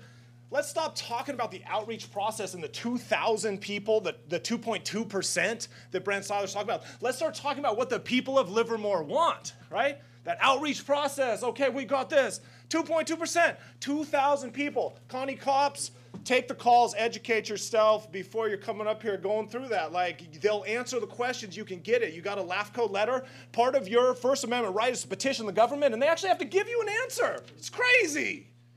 Gene King, traffic will be so much worse with a parking garage than a hotel. That's what I can't rationalize it, right? Like the parking garage coming and going makes it worse. The city engineer, they're competent folk. I appreciate you saying you got a parking or a traffic consultant that's saying that. Everybody knows that if you have a parking garage there with that many spots versus a hotel, the traffic's going to be worse. So you can't stand the leg on the traffic's worse. It just doesn't make sense. I don't get it. That said, I want to. So I look forward to sitting down and talking it through. Anytime, I'll make myself available. The plan in front of us is not a unified plan. It is the city plan. Because the city staff, the city government, everybody came together. Don't paint it with a unified brush. It's the city plan because the city listened. Thank y'all for listening. Some people said I was too mad and aggressive last time. I'm sorry. Like, I care so deeply. David Rounds, I want to sit down and have another glass of wine with you. Thank you so much. The right thing to do, I don't think so, but keep pounding the table now. Keep drinking the Kool-Aid. I want to know what it tastes like, but like, let's grab a drink. Let's get there. I want to talk about all of it. Also, I'd like to thank Connie Copps for going late, because if anything, you have to give me the same time afforded to her, because that's how it goes, as I understand it. So the number of parking spots, the future. William Dunlop, the future is going to be driverless cars and more Ubers, right? So let's talk about that. We might need less spots there. Like, Livermore's an awesome place. Let's keep making it awesome. Let's keep coming together, do everything we can to unify this city behind a good plan, a good city council, a good mayor, and good staff. Namaste. Thank you, Mr. Wente. Yeah. Just had a quick comment, and certainly I've never commented during public comment before, and I respect that people have 3 minutes to say whatever they like, but at the same time, people tend to make the comment, and I know our meetings go late, and then leave. So some of the comments may be addressed during matters initiated at the end of the council meeting. So if you'd like to hear some answers, I'd stick around. That's a question for staff. There was a lot of discussion about the referendum, of course. And do you happen to recall when the last referendum was conducted in Livermore and what the subject was?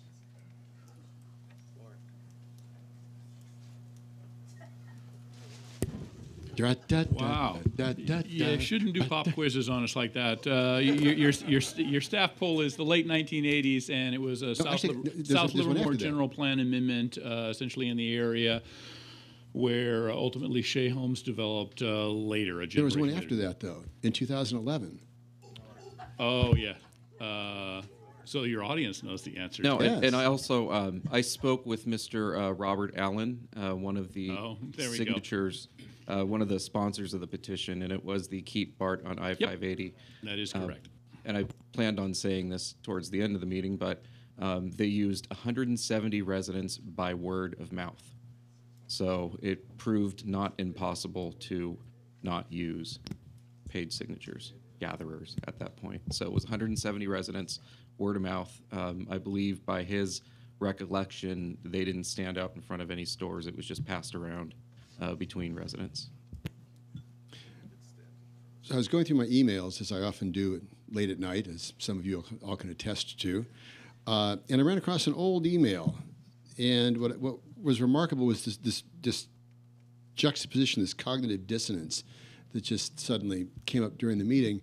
And so I found an email from Friends of Livermore saying that it was incredibly important for BART to go into the downtown of Livermore.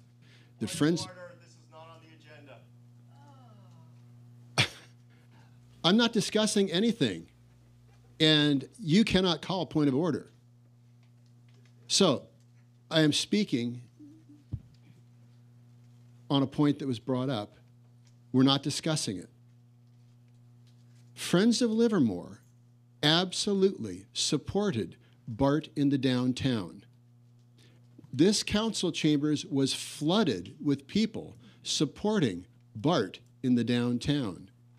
Friends of Livermore said this did not need to go to a vote of the people because the city council is elected to represent the people of Livermore. And Friends of Livermore want BART in the downtown. What a surprise when there was a referendum of volunteers, unpaid volunteers, that came out, and it turned out that 85% of the citizens of Livermore did not want BART in the downtown. And yet Friends of Livermore did not want to put that to a vote when we found out that the overwhelming number of people did not support that. So when somebody starts talking about will of the people and overwhelming numbers. I remember that because that was a real shock, because everybody that came into this council chambers was in favor of BART to Livermore. And then we found out it was overwhelmingly opposed. And that was the last referendum, was to stop an initiative that was pushed by the Friends of Livermore. So I just think this cognitive dissonance here, I just felt needed to be brought forward, and to realize that this council does a remarkable job of listening to the residents of this community. And a lot of that conversation starts here in the council chambers. A lot of it is in workshops, public efforts, and a lot of it is just right down on the street. Bob Coomber, man, you spend more time out there in the street than on the downtown. I just can't believe it. But yeah, we drink a lot of coffee. Yes, I absolutely agree in First Amendment rights, but all of us up here stand by integrity and truth, and that we're absolutely compelled and passionate about this community to do the right thing. And we will not lie, I assure you. We love this community, and we're going to make this the best community we can with the best information that we have. So with that, I'm off my soapbox, but I just felt that that needed to be said. On to the consent calendar. Do I have a motion for the consent? Do I have any cards for the consent calendar? I do.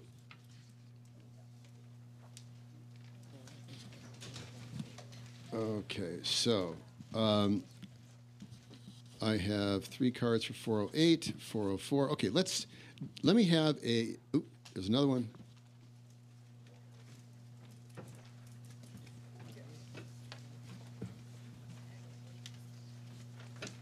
.408 is a popular one. Okay, so I would like a motion for 4.01 to 4.03 and 4.05 to 4.07. So moved. Do I have a second? I'll second. Okay, moved and seconded. All in favor signify by saying aye. Aye. Any opposed? That passes unanimously. Okay, I have a card on 4.04, and then I have several cards on 4.08. Mr. Seiler.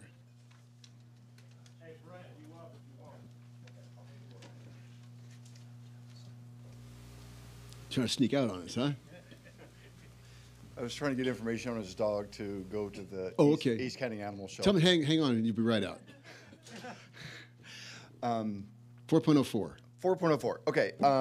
That's the resolution extending the sanitation temporary disposal of organic materials from front load bins. Yeah. So, went through and read the information that was presented that the staff would like you to vote on, and some of the questions that I had with it.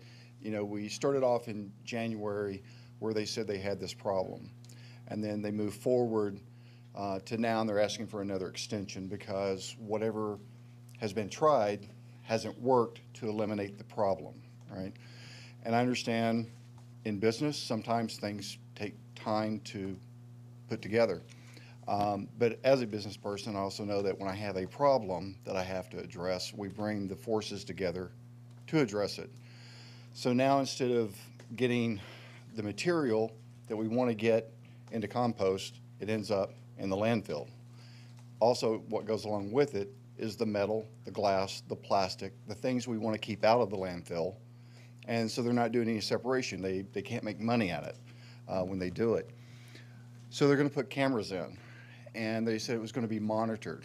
So I'm kind of curious to understand what these cameras are going to do. So when they throw a plastic bag in, they're not going to be able to see what's in there. And we've taken a grant to put cameras into the containers. So what value is that bringing to the process? Personally, I don't see the value in it other than they're going to see someone throw something into the green waste. So one of the things I would like to do is there a different way of handling this? Is there something the city could do to help enforce some of the problems? The guys come up, they go to pick up the front loaders, open it up. If it's got material in there, don't open it. Don't load it. Drive away. Call it in.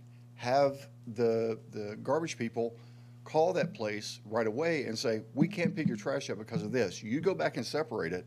We'll come back and pick it up. So, I just think there's other solutions versus pushing this out further and further, and we're getting other material into the landfill that we're desperately trying to keep out that could be recycled and be reused. So I would just ask that staff take another look at it and try to come up with some easy, quick fixes that could be done, which is a driver takes 30 seconds, gets out of his truck and look, he's already got to position the container, look at it. If it's not worthy, don't pick it up. Find these restaurants. Pull a business license for 30 days. There are things that can incentivize these people to do things the right way versus us having to dump it all in the landfill and for LSI to keep having to push out and invest more money that eventually will come back to the consumers.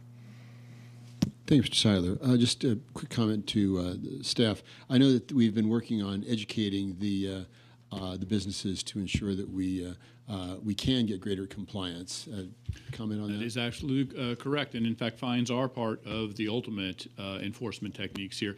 The issue is that many of these bins have a dozen or more businesses that actually interact with them. So, in other words, there's first of all the health and safety requirement that it has to be picked up within a time frame, and that's a health code. So, essentially, not picking that up is not an option. Second item is we do want to penalize the folks who are not doing the appropriate things, not following the law, but we also don't want to penalize the half a dozen or dozen other folks who are following the law. So essentially, by the time the driver gets there, those are all commingled. And so that is the one issue that LSI has used this process in other locations to gain compliance where we're doing this. So indeed, we will be monitoring this as your staff, and if this isn't ultimately the solution, we'll be moving forward in other alternatives, because ultimately the goal here is to get those streams clean enough so they can be accepted in their various recycling entities, and doing that in the shortest possible time frame with the least impact on businesses that are actually complying. Very good, thank you. Do I have a motion on 4.04? Second by Vice Mayor Werner. I'll second that. Seconded by Councilmember Coomber. All in favor? Aye. Aye. Any opposed? Passed unanimously. 4.08. This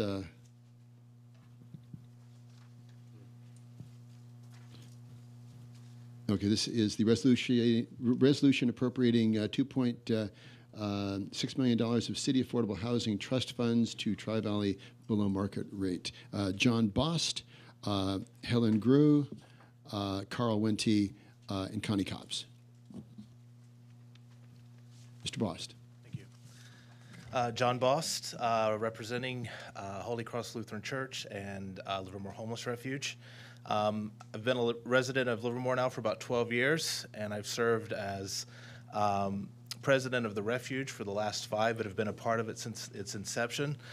For those of you who don't know what the refuge is, it is a November 1st through April 30th expression of a number of partners throughout the Tri-Valley who have made providing temporary shelter and refuge a priority.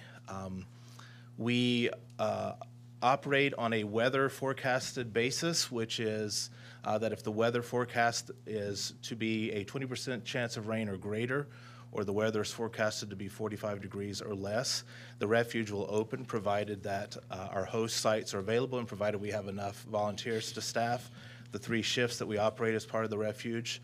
Our first shift is 8 p.m. till 12 a.m., and then 12 a.m. to 3:30 a.m., and then 3:30 a.m. to 7 a.m., of which our refuge guests then vacate the premises. We operate on a 2 to 3 week rotational basis. Finding enough volunteers who are willing to show up at 3:30 in the morning or 12 a.m. is not always the easiest thing to do. We do our very best to make sure that we have at least 2 awake volunteers on staff at all times. We have a paid staff of 2 part-time individuals. We have a whole cadre of amazing and talented volunteers, many of whom are retired individuals and can give up the time and can grab a nap and not have to worry about getting to work. But we've been blessed with the number of volunteers.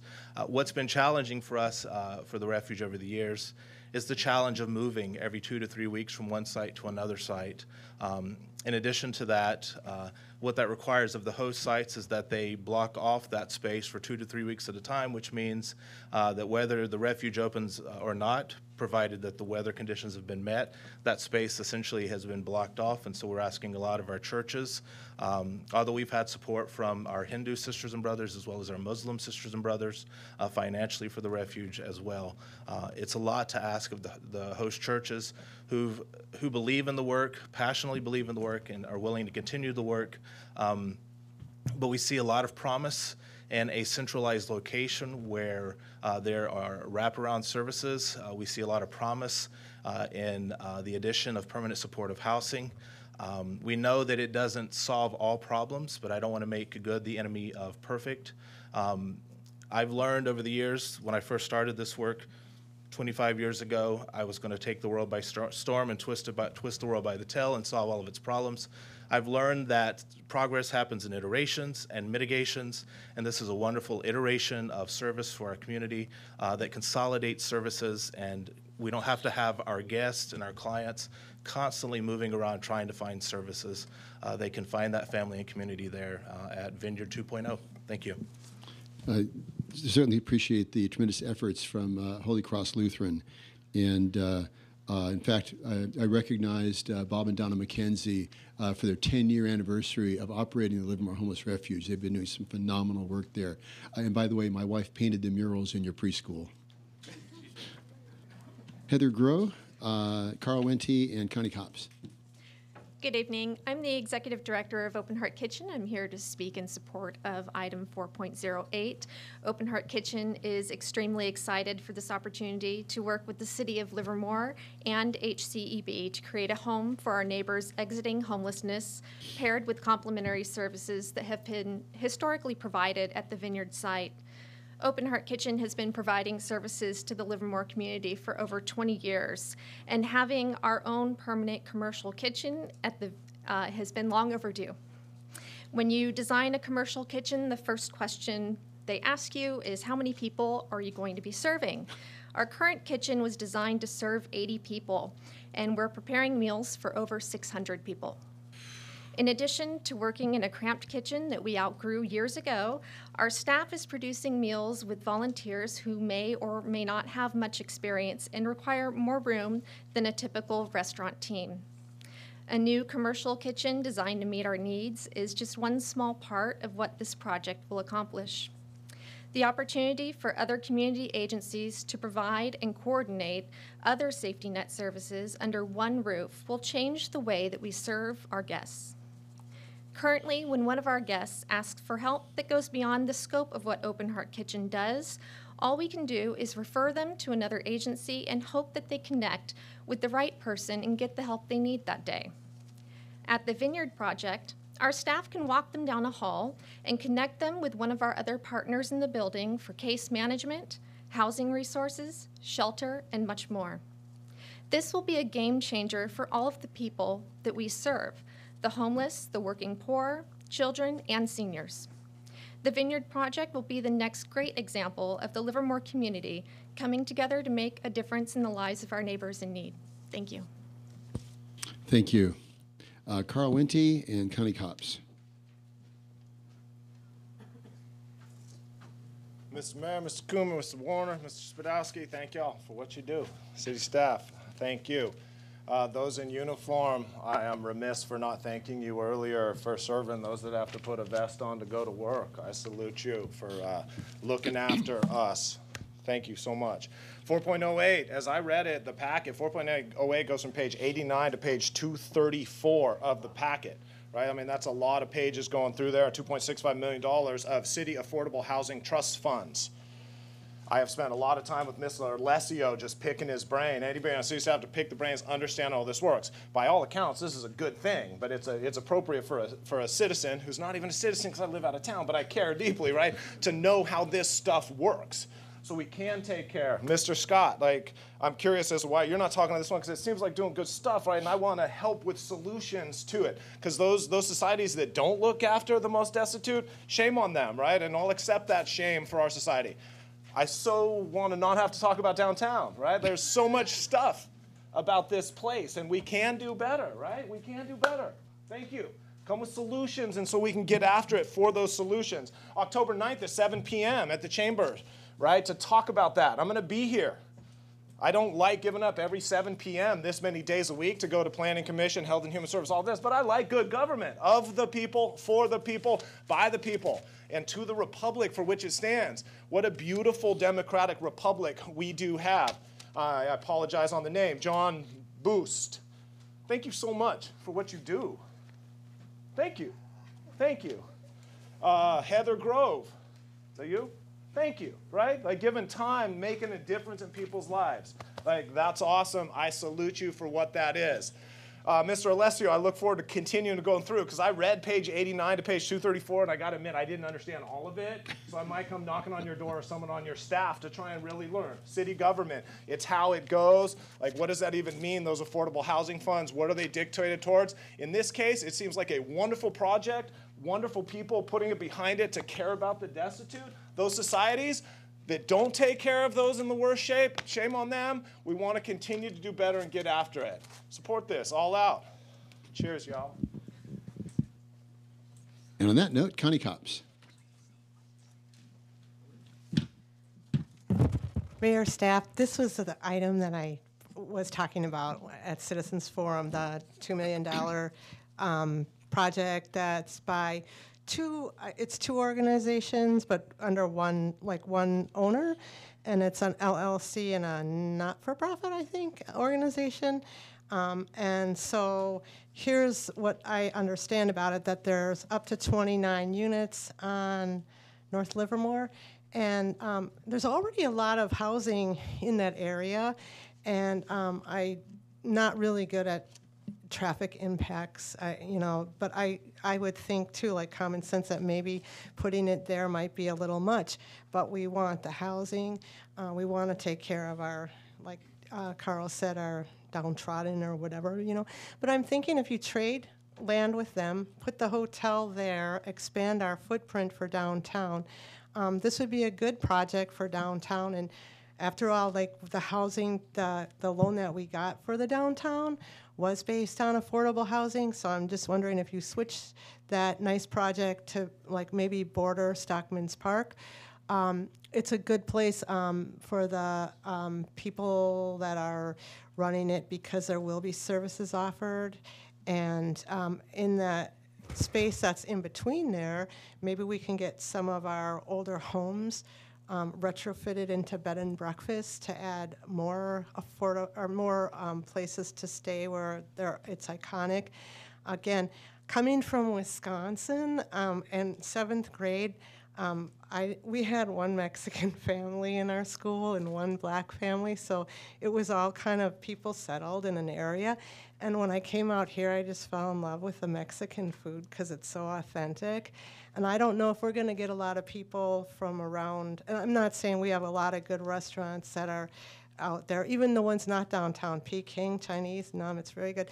But there's parking there, And I think that if you switch this over and make your downtown footprint bigger, it'll be good. I thought in the Independent, the drawing of the one side that wants it looked too much like my college campus. It's a little too stately.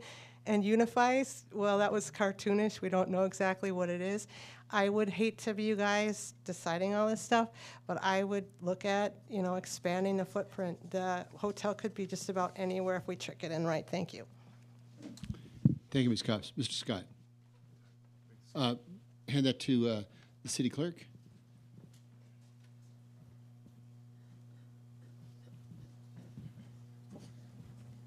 Carl talked you into it. Let's be clear here. Since I first spoke here a year ago, I suggested a solution, the commons, for the people that are working and living in their cars. So I have been on board for solutions. Now, the problem here is the understanding homelessness, and I've tried to express an understanding of homelessness. You have people that are trying to get off the floor. They're not on drugs. They take drug tests for their jobs. They may continually take drug tests for their jobs. Why do the non-druggy homeless want to be with the druggy homeless? And there's a considerable drug-using population in the homeless. The drugs are heroin and methamphetamine. Methamphetamine is called the king out there. It's all over the place. You can get a hit for $5. It's, 20,000 pounds of methamphetamine were seized last year in San Diego. 5,000 pounds were seized in the Tucson area. 5,000 pounds last year were seized in Laredo. It's a flood of drugs out there. So already in the services offered in this town, you've got people that will not go to those services because they won't take the risk. So you have druggy homeless, you have a criminal element in homeless, you have non-druggy homeless, you have people that are psychologically functional, and you have people that are not psychologically functional in the city, and you're going to lump it all together. This is like trying to compress liquid water.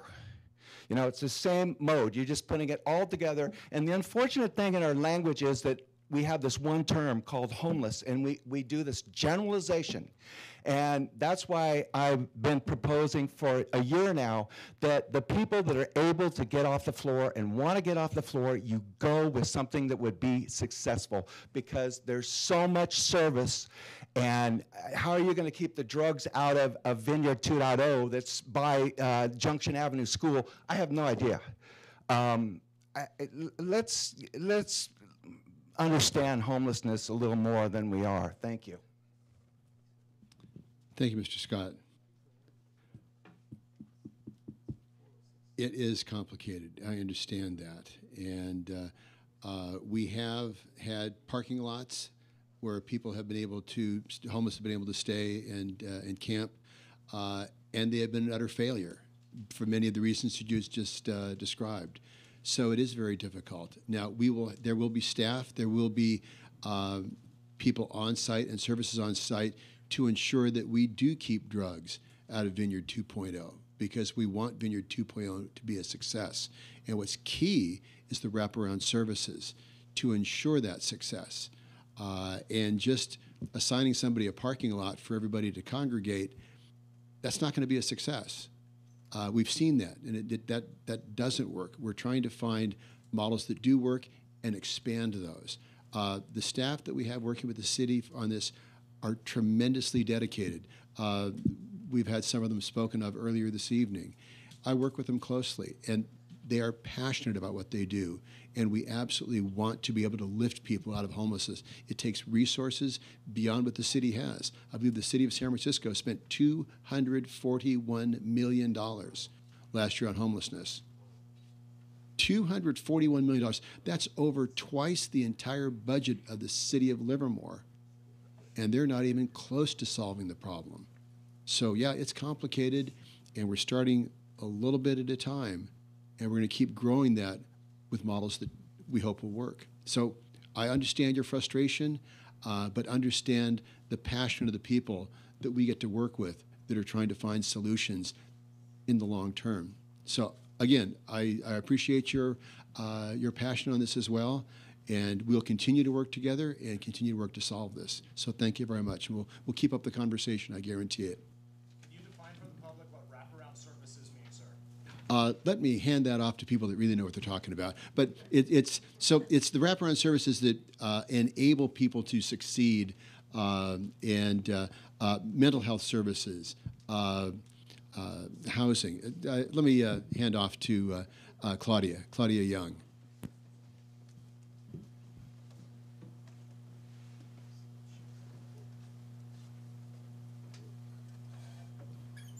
One of our homelessness czarinas here. Good evening. I'm Claudia Young, the Human Services Program Manager.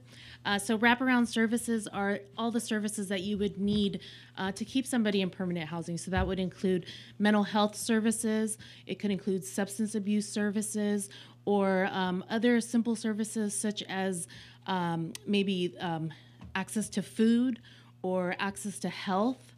So anything related to services that you would need to be able to move forward with your permanent housing and keep your permanent housing. There you go. Okay, 4.08. Do I have a motion for 4.08? Also move. Moved by the Vice Mayor.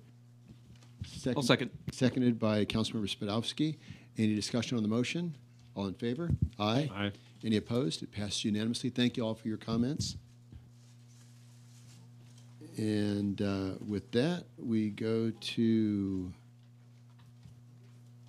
5.01, our public hearings. This is to amend the public safety element of the Livermore General Plan to include the Tri-Valley Hazard Mitigation Plan. Mr. Riley. Good evening, Mayor and members of the City Council. My name is Steve Riley. I'm a principal planner here at the city. And Mr. Stewart, coming up on deck. Mr. Stewart. General Plan Amendment 18005 will amend the General Plan Public Safety element to include the recently adopted Tri-Valley Hazard Mitigation Plan. The Hazard Mitigation Plan addresses potential effects of natural hazards such as earthquakes, wildfires, flooding, dam failure, and drought. It also identifies mitigation strategies to avoid or reduce the effects of hazards on the community. The plan includes a guiding principle, goals, objectives, all which are proposed to be included in the General Plan Public Safety element. Following initial review by the California Office of Emergency Services and the Federal Emergency Management Agency, also known as FEMA, the Hazard Mitigation Plan returned to the City Council on June 11th for formal adoption. The Livermore portion of the Hazard Mitigation Plan was then adopted by FEMA on June 25th. Since that time, the other Tri-Valley planning partners, Dublin, Pleasanton, and the Dublin San Ramon Services District, have also adopted the plan, so the full plan is now complete and approved by FEMA.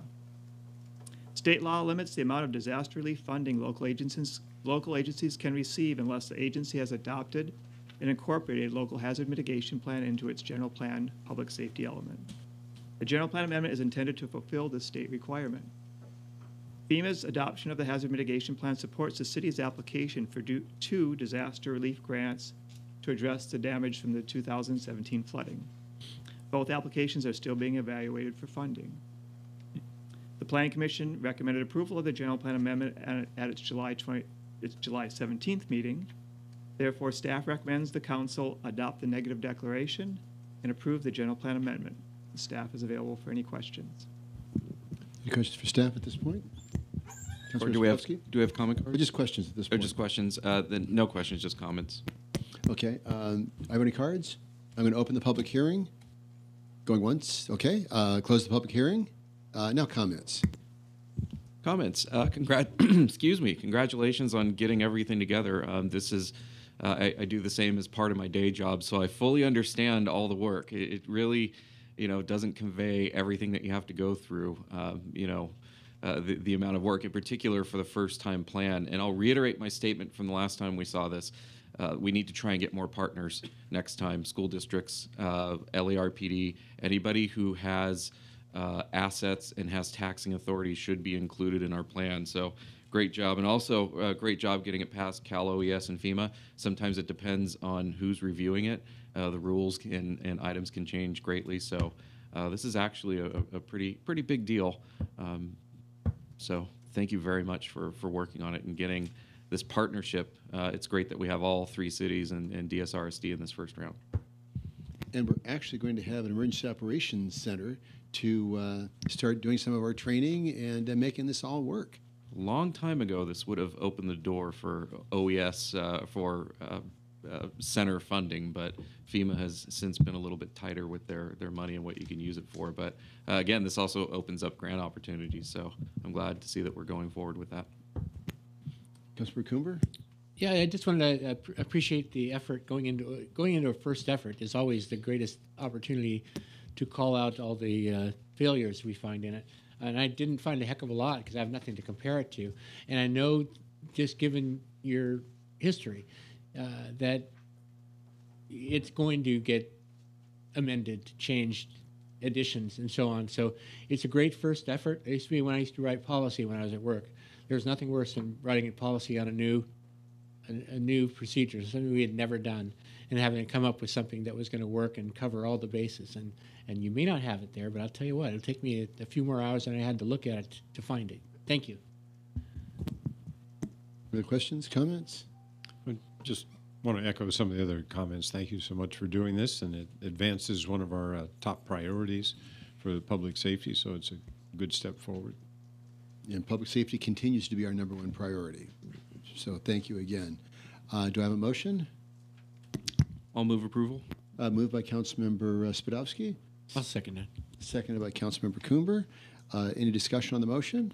All in favor? Aye. Aye. Any opposed? That passes unanimously. Thank you.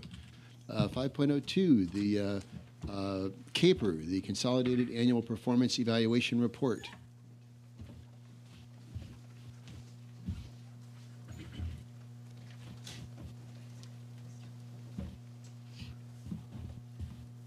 Claudia Young's back.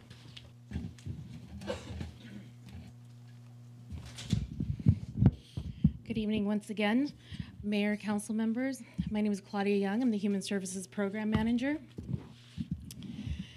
The city is an entitlement recipient to the Community Development Block Grant Funds from the Federal Department of Housing and Urban Development. HUD defines the process by which the community needs are identified and resources are allocated. As a member of the Alameda County Home Consortium, the City of Livermore receives annual funding for home investment partnership funds. At the close of each fiscal year, the City of Livermore is required to submit a consolidated annual performance evaluation report, the CAPER, describing program activities, projects, recipients, and accomplishments of each organization receiving CDBG and home funding during the previous year. There's a 15-day citizen participation requirement with respect to the public review and hearing, which will be met at tonight's public meeting. And staff is available for any questions. Thank you. Questions for the staff at this point?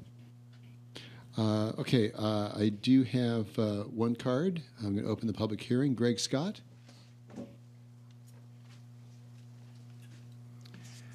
So, as I suggested a year ago, a secured parking area that doesn't have alcohol, doesn't have drugs, and the trash is policed. I'm curious how that is logistically any more complicated than Vineyard 2.0. It certainly should be a lot cheaper. This CAPER's for $400,000, $138,000 goes to service loans. And you know, we're missing the mark as far as we have elderly that are going hungry. They're on waiting lists. We're missing the mark on the number of homeless out there and doing it. In the CAPER report, there's abode services is placed 18 people. That's the same number as last year. I've talked to some of these people that get places to live, like in Oakland. They're, you know, it's like an exile organization. If we understand homelessness and the solution of it, the ABCs of it are A, for autonomy, B, for belonging to a healthy social structure, and C, contribution. So how is it when you send somebody out of the community, the B of it, how are they, where's the belonging? I don't understand that. And then on that number of the 18 of abode services, what's the recidivism? I mean, I've talked to people, they go to Oakland and it's unlivable. So how many people remain in that? Also curious in the CAPER report is the quote, quote, problematic street behavior, unquote. It's like there's a reward for problematic street behavior because it costs the city money, I get it. But you know, it's like Pavlovian, ring the bell, feed the dog, ring the bell, feed the dog. Pretty soon you just ring the bell and there's the dog. Well, you know, exhibit problematic street behavior and wow, you get attention. You get something. I begs the question, what about those that don't exhibit problematic street behavior? You know, we know we're going to railroad this through and vote for it to get the money, and we know that these policies of the federal government don't work, like housing first. Well, Livermore knows we got a gentleman housing, and he burned it down with the cigarette and alcohol, and that didn't work, and 5 other units burned. How expensive was that? I think today he's in jail. You know, we put the police in this position between bad policy and expending expensive police resources, and we put them in, with the other side of it is a criminal justice system, a revolving door, Santa Rita Jail, that's not working. You know, here we go again. It's like the saying I hear, what is the definition of insanity? Doing the same thing over and over and over again and expecting different results. That's what we're doing here. You know, it's just, We're not getting there this way. We're just not getting there. We're not understanding, and we're not getting there, and we're spending a lot of resources to do it, and we parlay this into over $1 million in human services grant money, and we just keep playing the same game over and over. Thank you, Mr. Scott. Question for Ms. Young.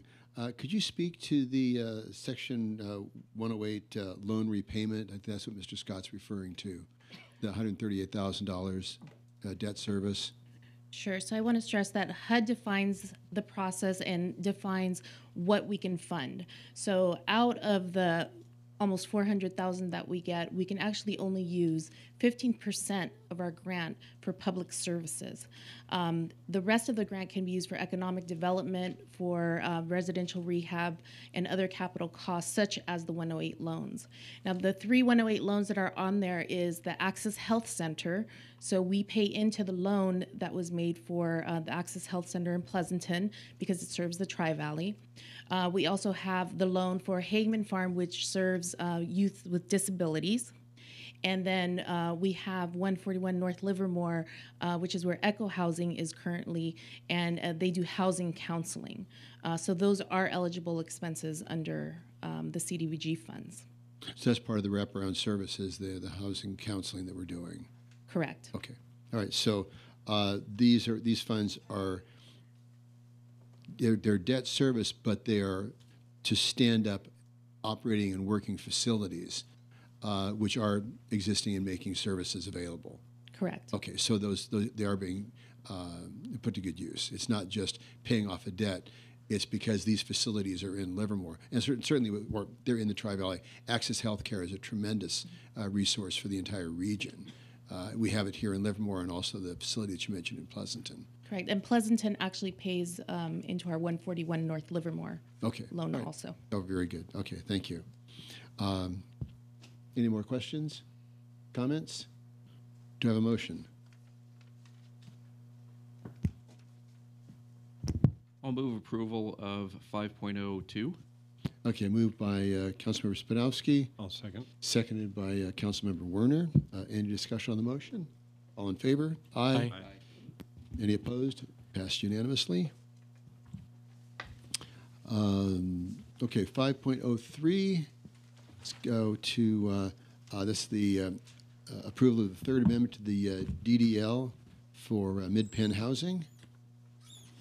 Ms. Reisner.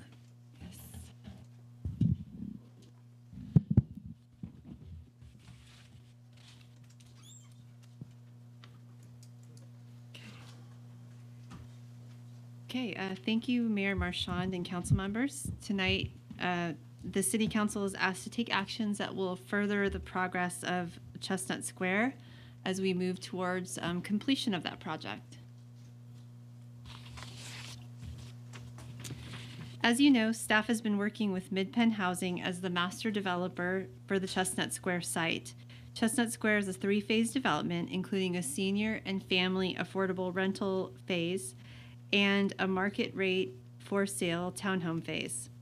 As part of the disposition, development, and loan agreement with the city, Mid-Penn was tasked to entitle the townhouse project, sell the site to a market rate developer. Proceeds from the sale of the townhouse site will provide funds for the affordable units. Mid-Penn entered into a purchase and sale agreement with Warmington Residential to purchase the approximately 2.0 acre site. Warmington is working through the city process to secure a final map and wants to begin construction by the end of the year. Approval of the sale of the property to Mid-Penn and the documents described in the staff report will enable Warmington to move forward. It just amazes me.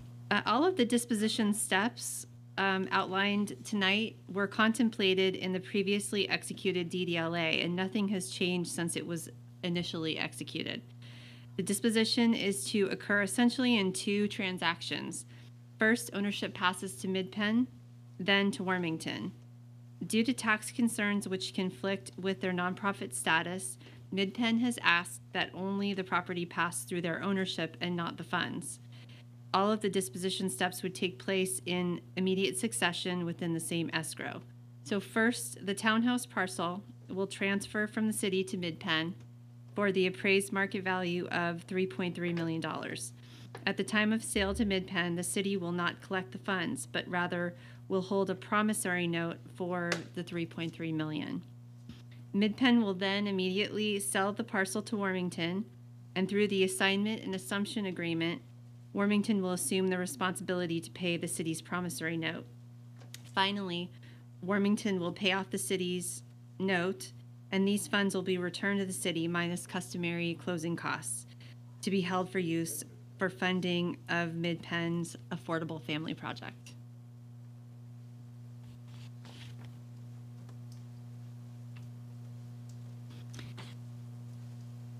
The townhouse project and Mid-Penn's family project have agreed to share costs on a pro rata basis of infrastructure and shared frontage improvements, which will benefit both of the projects.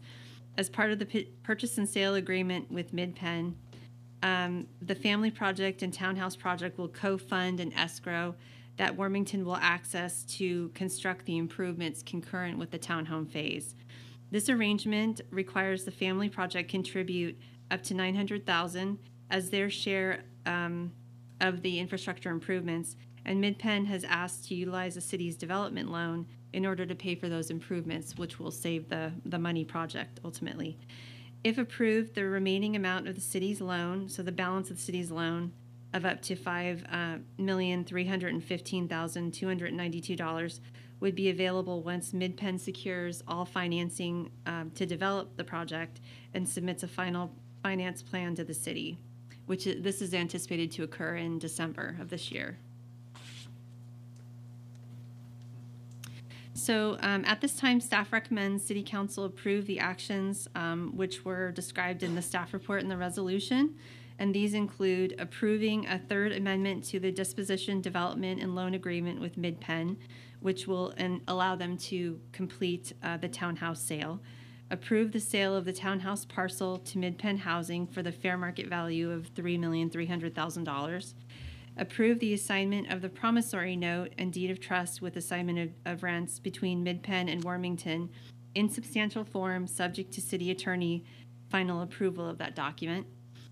And approve an affordable housing loan agreement with Mid-Penn in an amount not to exceed $5,315,292 in accordance with that agreement. And then finally, to approve the city manager to execute all the documents in their form subject to final form approval by the city attorney, which are necessary to carry out the agreements. So again, this will allow the townhouse project to launch and to conclude. That would be the third phase of the Chestnut Square project. So we'll have 2 down and 1 more final family project to go.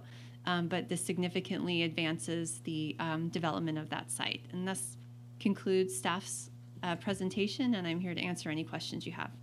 Thank you. Questions for staff? Anybody? Okay. I'm going to open the public hearing. Any cards? No? Okay. Good job. Okay, I'm going to close the public hearing. Any questions or comments? I've got a comment here. Yes. Just quickly, it's delightful to see this project coming along and that we are able to move it along. It's been, I don't remember how long ago, but within the last year and 3 months perhaps, that we brought shovels over there and broke ground. And it's great to see that it's moving and going up.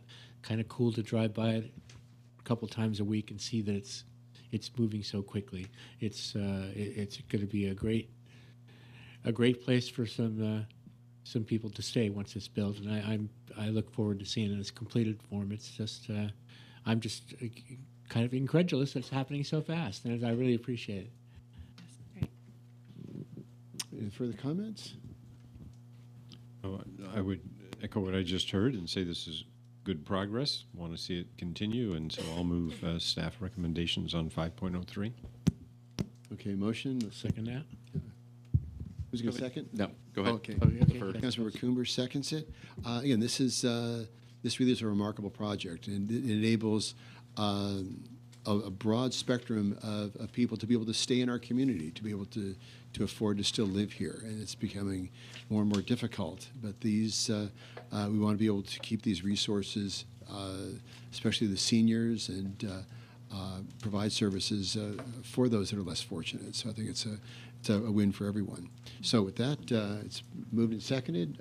All in favor? Aye? Aye. Aye. Any opposed? It passes unanimously. Thank you.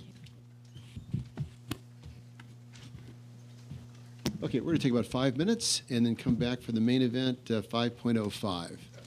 Good evening and welcome to part 4 of the September 24th meeting of the Livermore City Council. We're moving on to 5.05 because we are continuing 5.04 to the next meeting. So 5.05 is the resolution approving the downtown core landscape design guidelines and the preparation of plans, specifications, and estimates, and the notice of determination consistent with the provisions of the CEQA. So with that, refer it over to staff. Thank you, and good evening, Mayor Marchand, members of the City Council. Tonight we'll be going over those 2 items, the landscape design guidelines for the downtown core plan, and also the design for Stockman's Park. And with me this evening is Leif Mackay and Gina Chavez from RRM Design Group. They're the city's consultants on this project.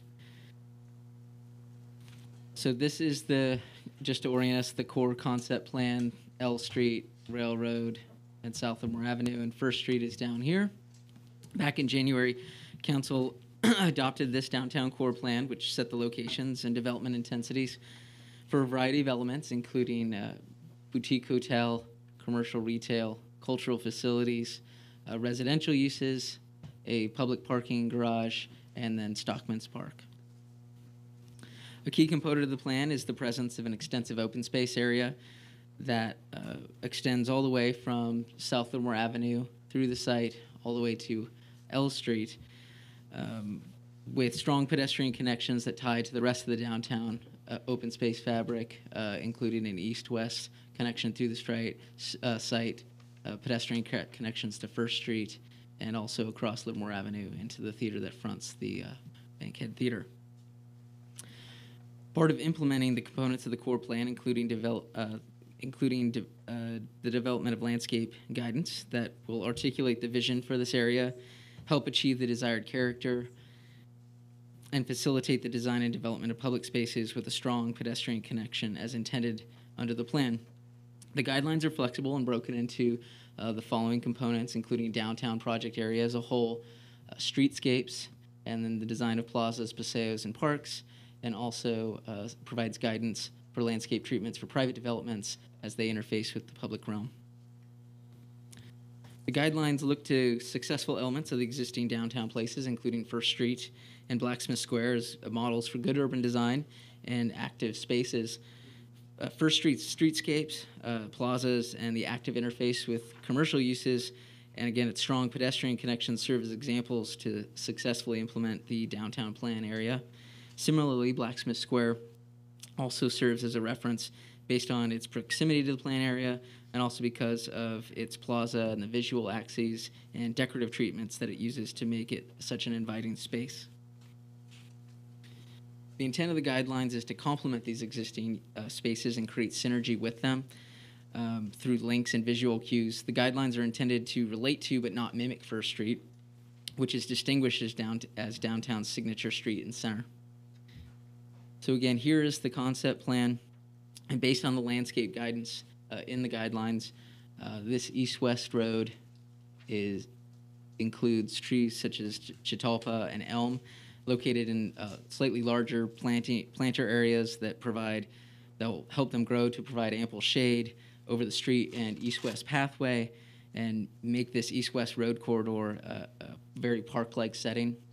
That's in contrast to Railroad Avenue, Livermore Avenue, and L Street, which use traditional street trees to define that urban edge, and will use trees such as elm again and Zelkova, which can grow up to 40 feet tall and soften or tie the buildings across the street together with large shade canopies. The guidelines identify landscaping that will also anchor and soften the residential uses and ensure appropriate orientation to the street and the linear park. Similarly, they provide guidance to frame the theater and science and society buildings. The guidelines provide options to establish safe crossings throughout the plan area, and also options to provide key focal points that would improve circulation, draw people into sites, and help transition between the plan's mix of uses, and also, again, create that strong connection to First Street and also Stockman's Park. So council's directions set the size, location, and shape of Stockman's Park, again, right here. And you can see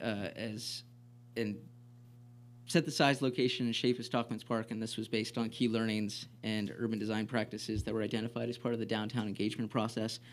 And as you can see, Stockman Park fits into the network of open spaces, including the linear park, the east-west streetscape, Livermore streetscape, and again, these extensions and strong connections to First Street. And also, not to be missed, is the connection to Blacksmith Square. Additionally, the park is required as part of an agreement with the Livermore Stockman's Rodeo Association, which transferred housing obligations off this site to the city's Civic Center property in exchange for a park here in downtown. So building upon the community input gathered from the downtown engagement process, staff and our consultant team conducted additional pop-up events at the Farmers Market, an open house at Robert Livermore Community Center, and held various stakeholder meetings to obtain additional information in order to refine the design of Stockman's Park. And so zooming in, here is Stockman's Park.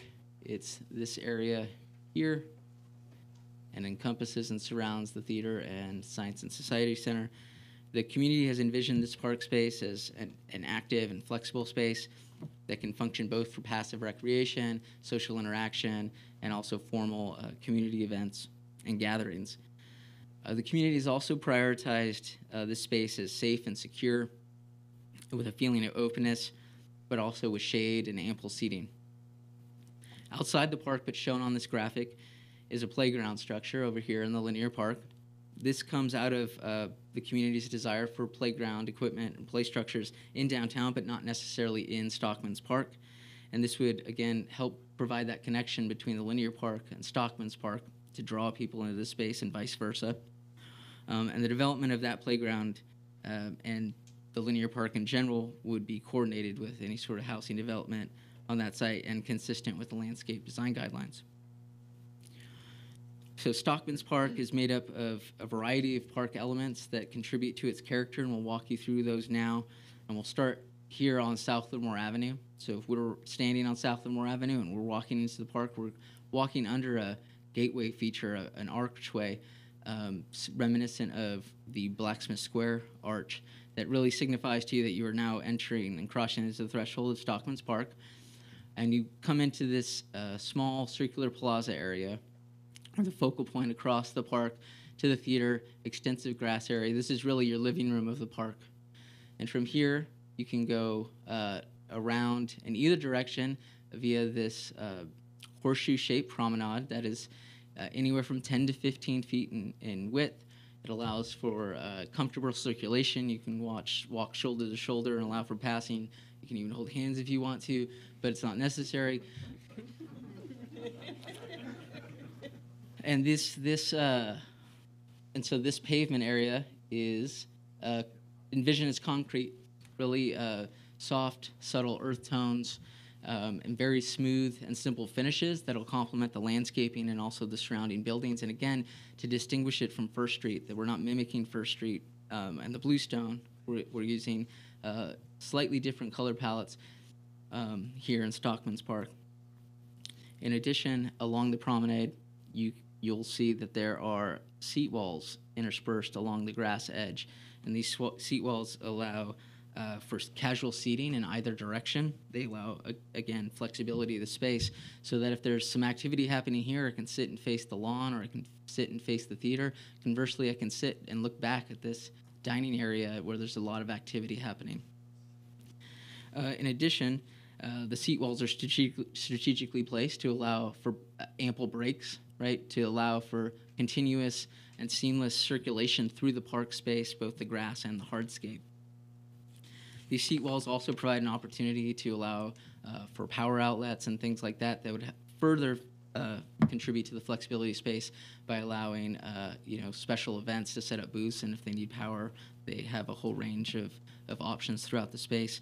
And finally, those seat walls also provide somewhat of a canvas to incorporate art themes, historical art pieces, branding of Livermore ranching families to continue that theme of the ranching heritage, but also science or technology themed art and interpretation.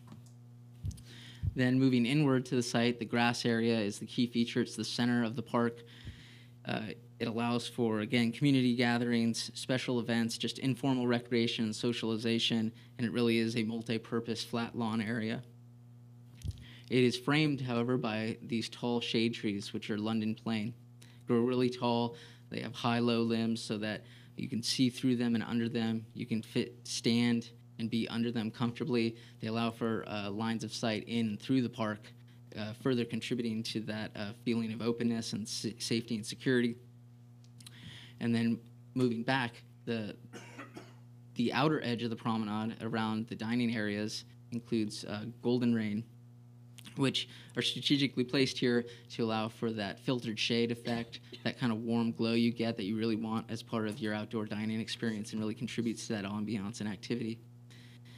And again, there are also smaller accent trees, including eastern redbud or catalpa, Chinese pistache, and white crepe myrtle, and these all complement the larger shade trees. They add some seasonal color and texture, and they frame our plaza areas. And so our plaza areas, in addition to this entry plaza, there's a large plaza in front of the theater.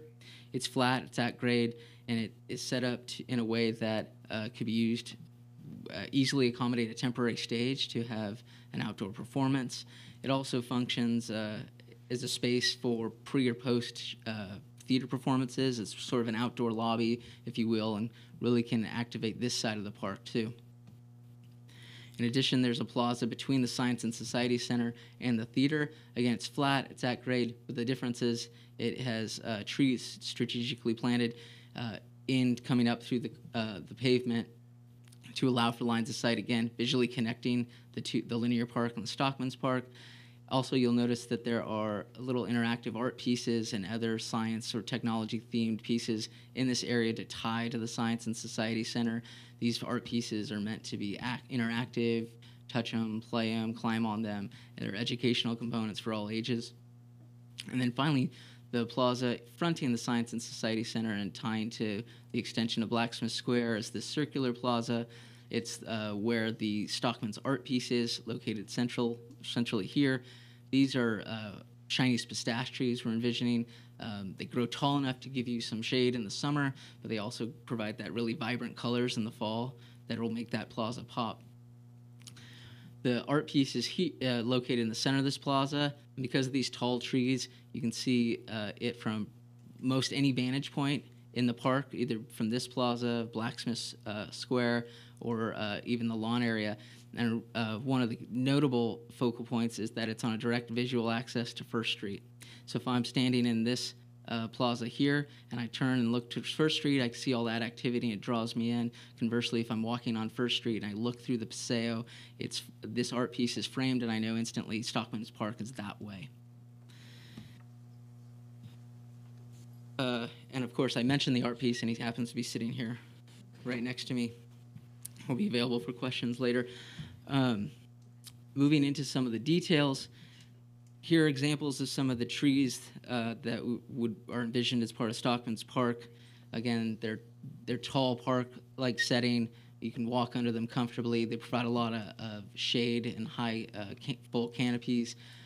We're looking at London Plane surrounding the grass area, and then again, catalpa and eastern redbud as the accent trees.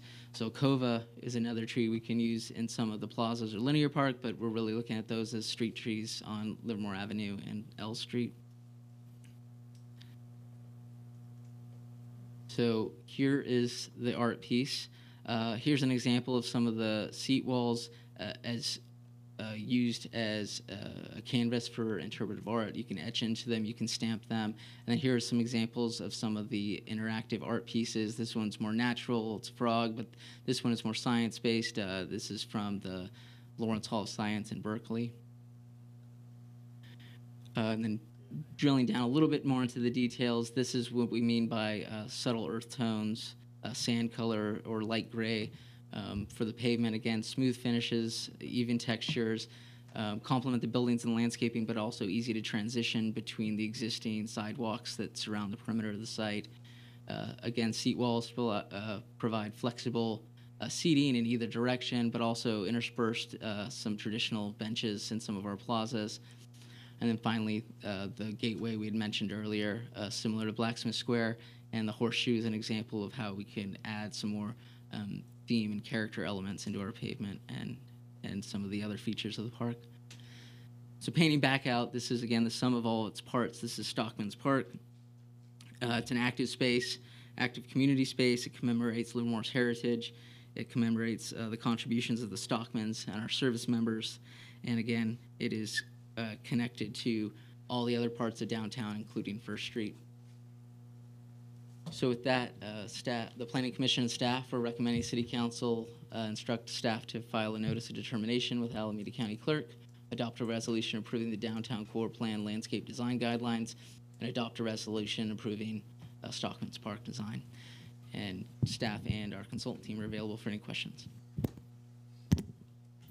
Very good, thank you. Questions? Councilmember Coomber. About the trees. I just was going over the kinds of trees. And I'm concerned with drought tolerance out here because our water resources are, or can be, or may be limited at some point. And I understand the reason you aren't going to bring sycamores or laurels in because our root systems will tear up everything that's going on top of them. And how drought tolerant is this variety of elm, perhaps? I know redbuds are not particularly. Anybody know that? Who's my tree expert here? Good evening. My name is Gina. So the elms they do require low to moderate water, but you can make up a lot of your water requirements with the drought-tolerant shrubs and ground covers so that you get that shade canopy you're looking for, but then you're saving in other places. So we have an extensive drought-tolerant palette in the design guidelines. So that's the theory in the design, then? That's okay. No, I understand that part, yeah.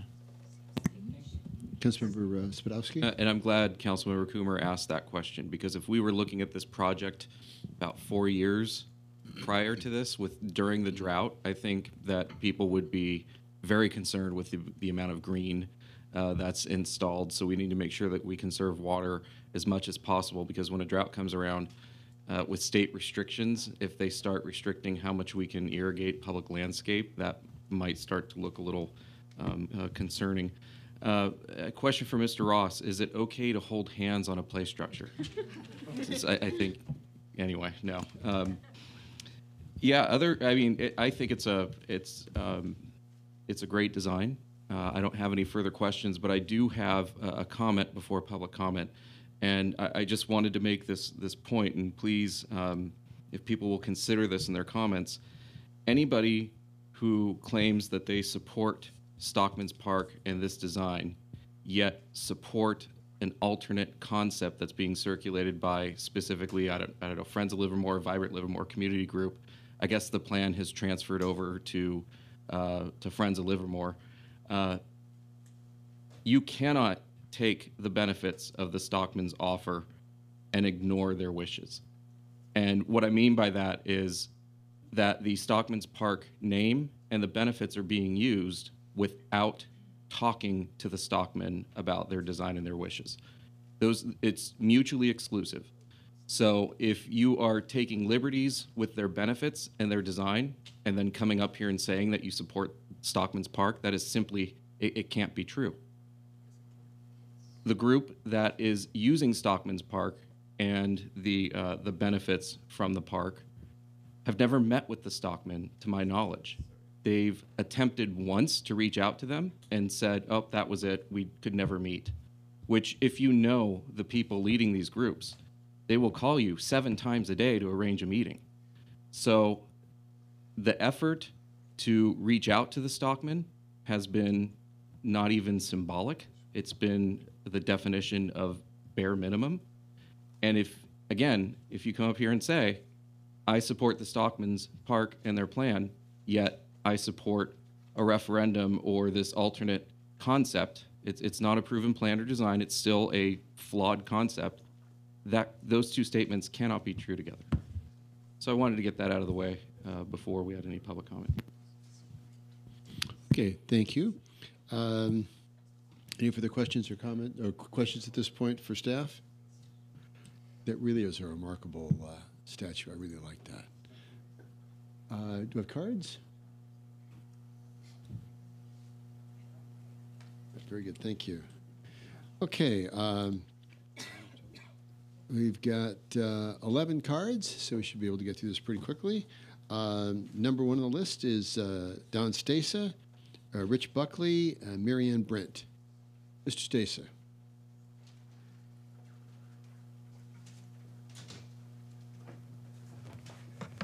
Good evening. My name's Don Stasa. I'm a director of the Stockman's Rodeo Association, past president. I'm also a Marine veteran, so the park means especially important to me. But I also think it should be especially important to the city because it's teaching the city, the people that just moved into this city, what this city means, where it came from. We have so many people that have lived here 5, 10 years, even less. They have no idea what the history of this town is. This gives them a chance to get a small taste of it and the pride that comes with a hometown, where it's not just a place you sleep in, it's your hometown now. And the history of it is important. I think this, in a small way, helps the learning. If the kids can go in there and see that and they say, geez, these cowboys and farmers went off and fought a war for our country, maybe we ought to study a little bit more about this, dig into it a little bit more. I think it's important for everybody to have a history of their hometown. This gives it a chance to happen. And we absolutely, the Stockmans, support this plan. Like you said, it's this plan is the one we worked with, and it seems like decades. But I just want to get up and say that we support this, and it means a lot to the Stockmans, the veterans, not only the veterans in the past, but the veterans that we have now and the ones that'll be in the future. This will be important for all. Thank you. Thank you, Mr. Stasa. And remember that Robert Livermore and William Mendenhall were both Stockmen. Rich Buckley, Marianne Brent, Jeff Caskey. Mr. Buckley. Okay. Marianne Brent, Jeff Caskey, David Rounds.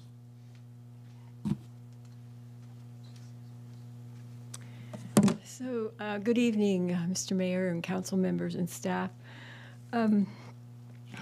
So, Friends of Livermore, and I'm a member of the Friends of Livermore, and we do love Stockman's Park, and we want it included in any plan downtown because it is a valuable cultural contribution for the city.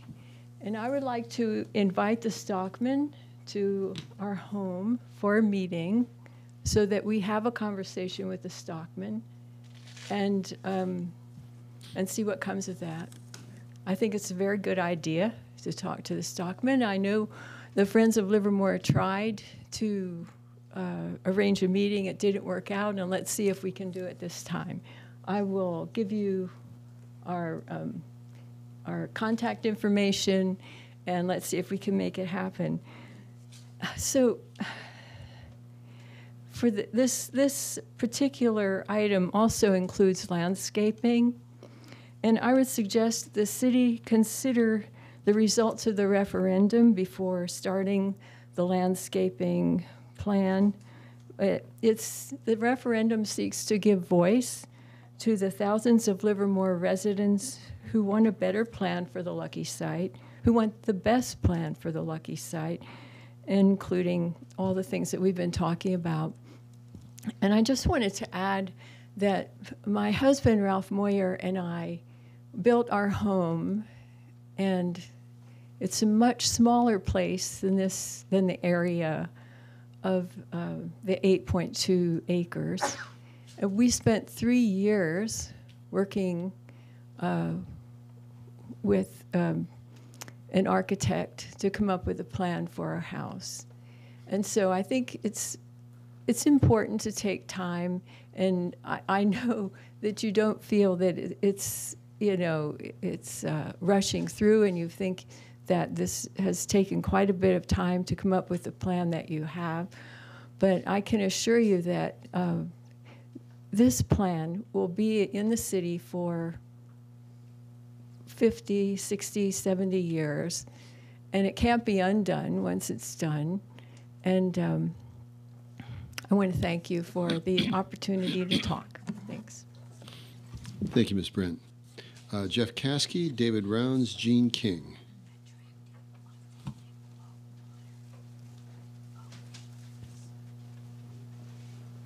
Jeff had to leave. Okay.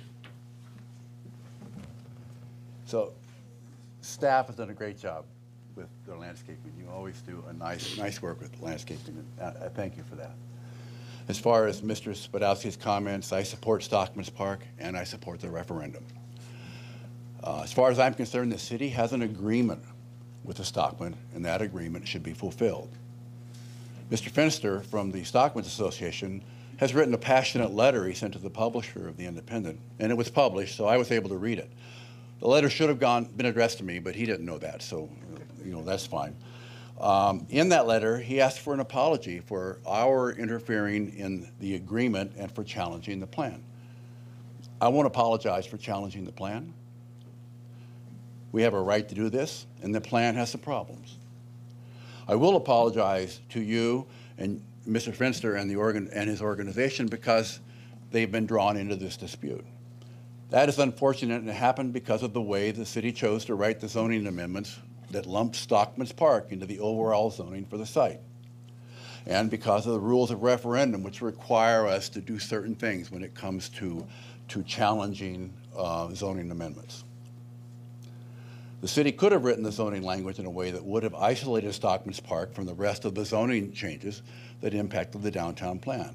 I don't know why they didn't do it that way, and maybe it's because they just didn't think about it. But the folks on the council knew that a referendum was our only recourse after they approved the plan in January. And knowing that, they failed to protect this critical part of the plan. So to Mr. Fenster and others in the Stockman's Association, my apologies. Thank you.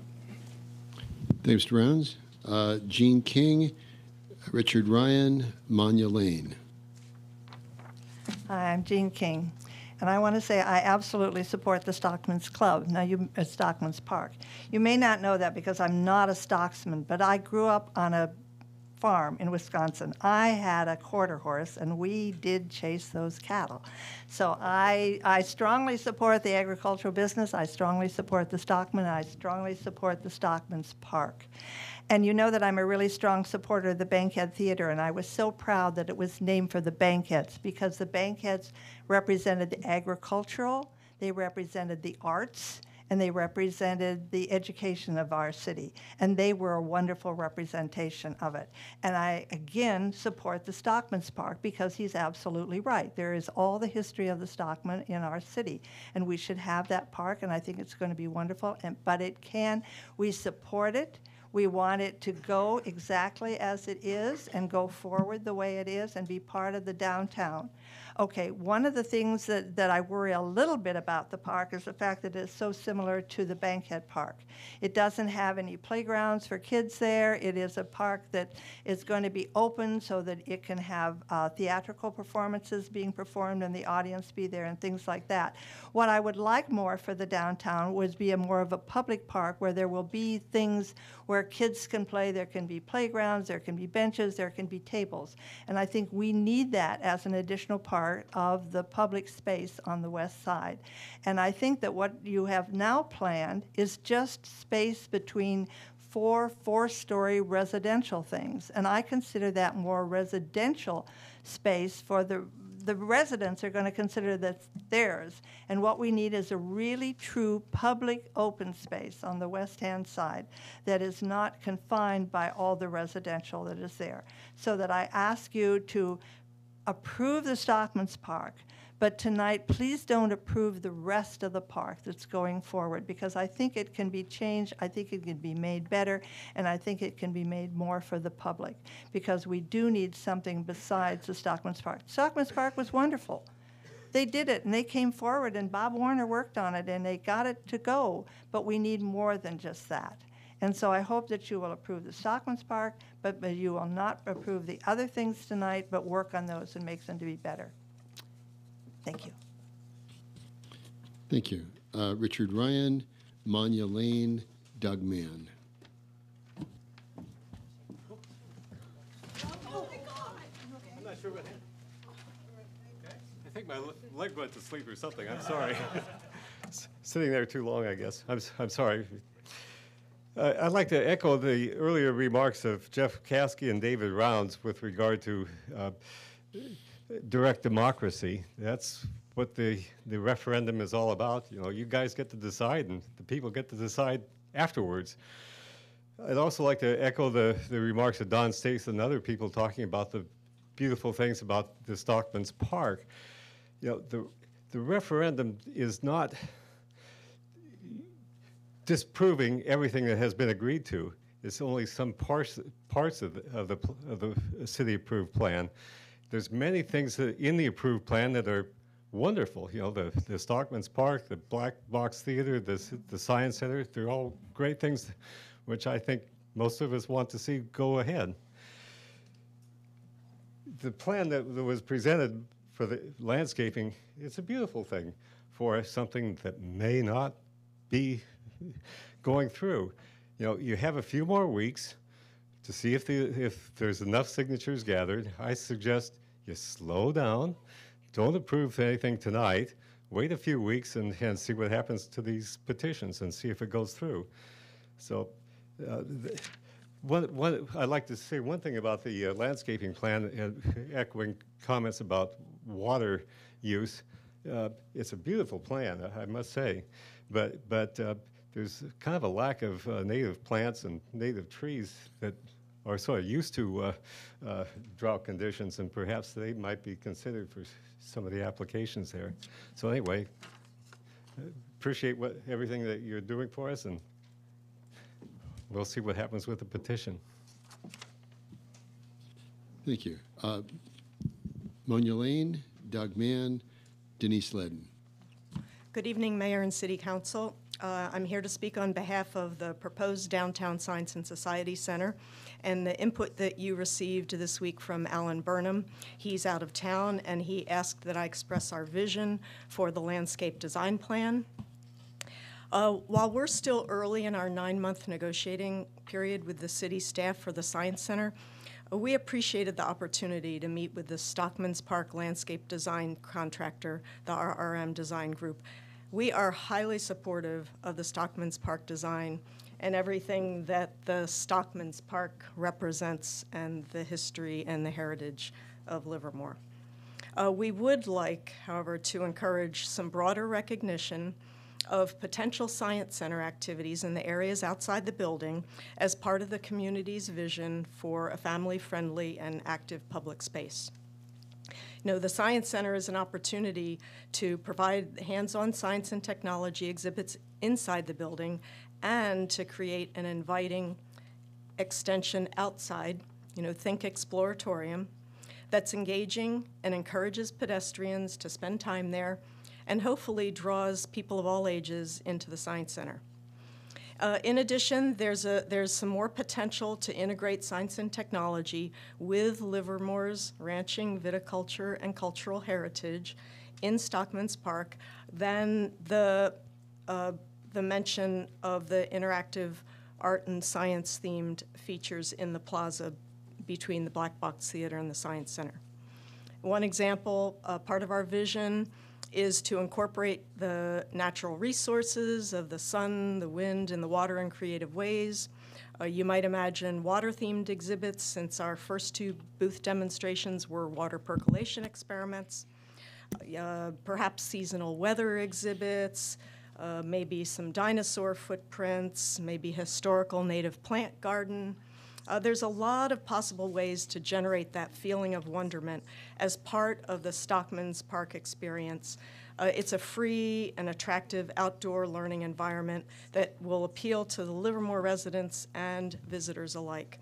So we just ask you to ensure flexibility in the Stockman's Park landscape design plan so that we work together on an integrated cultural core as the Science Center goes from concept to reality. Thank you. Thank you, Ms. Lane. Doug Mann, Denise Ledden, Carl Winty. Good evening, Council. I would like on this item to recommend that you approve staff's recommendation. I think that's appropriate. But first, and I'll get back to Stockman's Park, but I want to make a couple of points here. First of all, I am pretty stunned that nobody on the council here or your city manager knew that the 2011 initiative to keep BART on the freeway was an initiative, and that you didn't point out the stark difference between an initiative and a referendum. With an initiative, you have a long time, as much time as you want to put together the language, what exactly it is you're trying to petition, the grievance that you're petitioning, and then there's a fairly lengthy process to get it all in order, and then you have 6 months to gather your signatures. Now, I've been involved in signature gathering campaigns for an... Mr. Mann, please speak to the item. Okay, and I appreciate you keeping the meeting in order by making this request. I learned tonight that I can't ask you to keep a meeting in order. I would like you to do that when people, for example, come up and start talking to the audience, to keep the meeting in order. My comments are for you, not for staff, not for audience, not for anybody around. It's against the rules to do that. I grew up in Livermore. I rode horses, went to 4-H, all those things. I've spent my entire life here. When Stockman's Park, when the Stockman came in to the rescue of the downtown plan, I couldn't have been happier. They taught us that it's possible to move, at that time, more than half of the housing units off of downtown, where a lot of us just didn't want them, and where in the scoping meetings, in the workshops, people seem to want to get houses off, and slowly we've gotten houses to be sent to receiver sites. I would like to point out that in all of this design going forward for Stockman's Park, that you don't get into designing outside of Stockman's Park too much, and instead take that energy and help Pacific Avenue move forward to be built as quickly as you can. We've heard a lot about homelessness tonight, as we should, as we need to, and about affordable housing, and that's something that should be solved as quickly as possible. And Pacific Avenue is just sitting there. There's no controversy there. There's no referendum that's going to come up when people try to build that. So if you can get Stockman's Park designed and build the affordable housing as soon as possible, I think that would be a fantastic course of action. Thank you. Thank you. Denise Ledden, Carl Winty, Donor Gula. Good evening, City Council. I really like Stockman's Park. No changes are needed to it. I didn't understand Steve Spadowski's comment. I'm here to remind you that I'm still interested in creating a large green open space beyond Stockman's Park with less housing. Please hold up on the other details for a few more weeks. Thank you. Thank you. Carl Winty, Donor Gula, Nancy Mulligan. Doug Mann, I celebrate the rule of law and the order, and I apologize if I turn around or like I'm speaking to everybody else. I don't know the rules, and if that's the case, I humbly apologize. I'm talking to you right now, and I realize the inherent irony and hypocrisy of that statement, so I'll move on. Don Stasa, he talked about this telling a story, and it does, right? I mean, I grew up riding, I grew up branding, I grew up keeping that iron hot with an oak fire before propane came out. And we have a culture that's of that and it supports it. It's an awesome plan. Monya, the Science and Society Center tying in that much better. Again, if I'm not supposed to talk to them, I humbly apologize. I'll call it, we'll slap my wrist later. But it is a conversation of the people, making sure that integrates in. But Don Stasa and the Stockmans on October 12th, 13th, 14th, we have a ride where we go out and we celebrate the cowboy culture. And we listen to the instruments played and tell the poems of it. And I asked Don, I said, do you still ride? He goes, Carl, Agent Orange in Vietnam messed with me. I don't have the senses in my legs, so when I push down in the stirrups, I can't feel it and I can't talk to my horse. That was in, I salute you, sir. I still hope you'll come out to the ride and share a beer, and if you can't get in that, we are celebrating an awesome culture, awesome history of people that gave so much. So, Monya Lane, when you're saying we'd love to invite the Stockman to talk to the Friends of Livermore, come on, this process has gone on. They were there, they've been there, talk to them. David Rounds, that letter was addressed to the right person. That was addressed to Joan Seppala, who owns The Independent, who prints that, who wants to drive her agenda. I believe that was true. You're saying, I'm heading the Friends of Livermore Committee. It's a new FPPC ID number because you're under investigation off of the other one. You just change the ID number in the same name, and you can wipe off all of that smudge. It was addressed to the right person.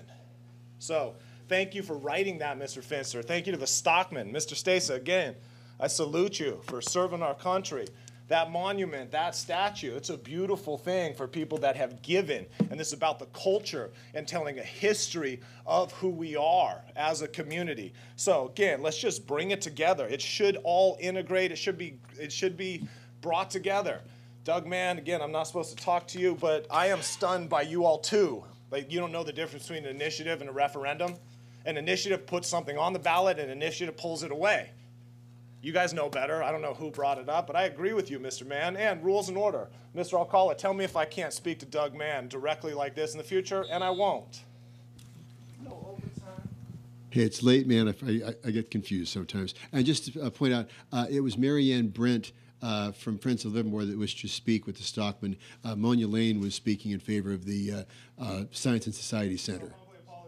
No worries. We're just making sure everybody's keeping it all factual here. Referendums and initiative notwithstanding. Ms. Argula. Dawn Argula, CEO of Livermore Valley Chamber of Commerce, just keeping it real tonight. And I am here to reaffirm the Chamber's support for the City of Livermore's plan for the downtown and all of the elements that are contained within it, including the beautiful Stockman's Park, and to the Stockman's Association, which was the linchpin, which we would not be celebrating the hotel and all of these other wonderful elements that were identified through the community process. None of this would be happening without them. So I think that it all goes together. The housing is crucial, and thank you very much for keeping the 130 units that are still coming forward.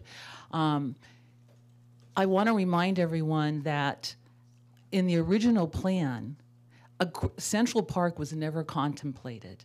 To have this park with all of this green public space is a bonus. We should say thank you. Thank you to the Stockman's Park, and thank you to the staff, and thank you to the council for your hard work and your diligence and your wisdom in trying to reach out and check all the boxes for the community. We're never going to satisfy 100% of the people 100% of the time, but you've done a pretty darn good job with what you had to work with, and I think you should be proud. I know I am. As a longtime Livermore resident, I admire this, and I'm very grateful, and I think we've accomplished much. But the elements in here aren't just pieces to be randomly moved around on in the space.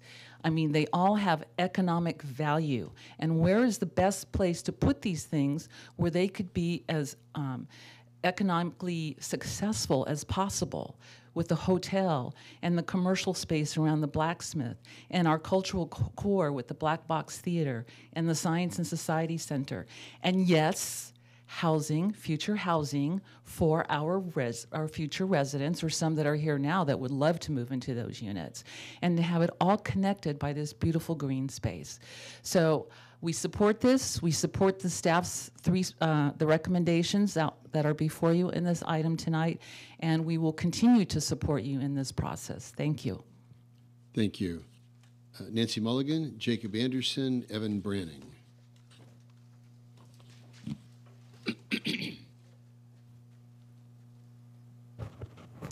Hi, I'm Nancy Mulligan, and I just wanted to say that I really support the Stockman's Park.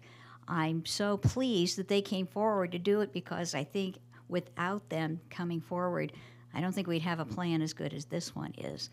But I am from Pennsylvania, and I love trees, and I'd like to see a lot of trees and a lot of shade down there, because in between there is going to be gets very hot in the summer here. We know how it is in Livermore. So, if we could have a little more green space and a little more trees in a place so that people could picnic there. They're not going to picnic in the middle. That's what happens to the bankhead, the front of the bankhead. There's no shade, and people don't want to use it. So, anything you could do to help that, I would appreciate. Thank you. Thank you. Jacob Anderson, Evan Branning, and Trish Monroe.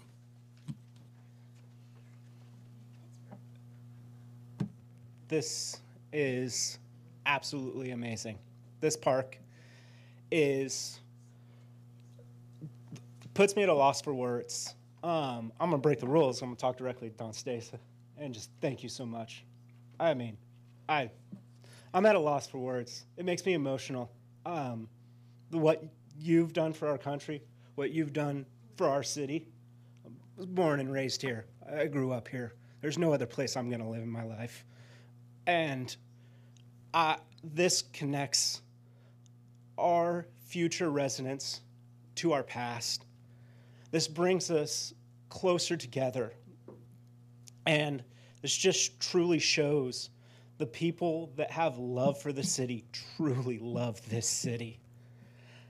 And I get just really just flabbergasted at people that say that they love, the Stockman's proposal, and at the same time try to stop it and slow it down and delay it. I think we have an amazing opportunity here.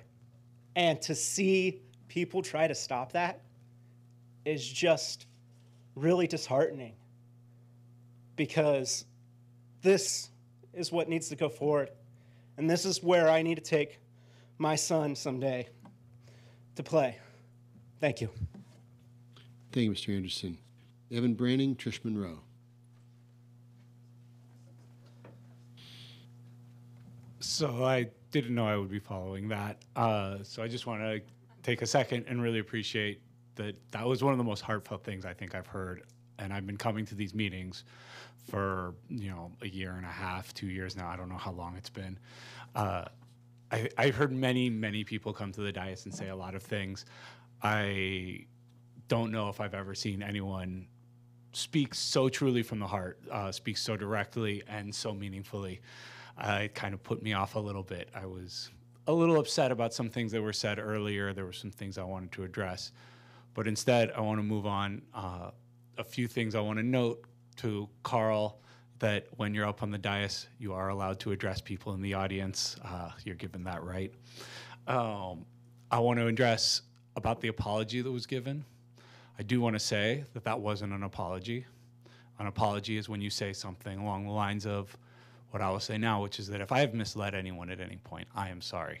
I always intend to speak the truth. I've tried my best, and I hope that I have. That would be an apology. Saying someone else has done something that you're upset about and you're sorry they did it is in no way an apology. But the thing I really wanted to say, and the thing I really want to talk about with this park, is that the entire downtown plan and this park has all been about promises. And it has all been about fulfilling promises and the debt we owe to each other. As a society, we often look to only the rich. We only look to landowners. We look to people who have power, who have the time to come to these meetings and speak out. The people who have what they have already, they don't need housing downtown. The people who need housing downtown are the people who keep this city running. Service workers are the ones who are out there. They're the ones who will be in those houses. Teachers, it will be restaurant workers. It will be janitors. It will be people who are the ones who keep the park running, the ones who actually service this park. This park is a promise that we're keeping that is over 50 years old.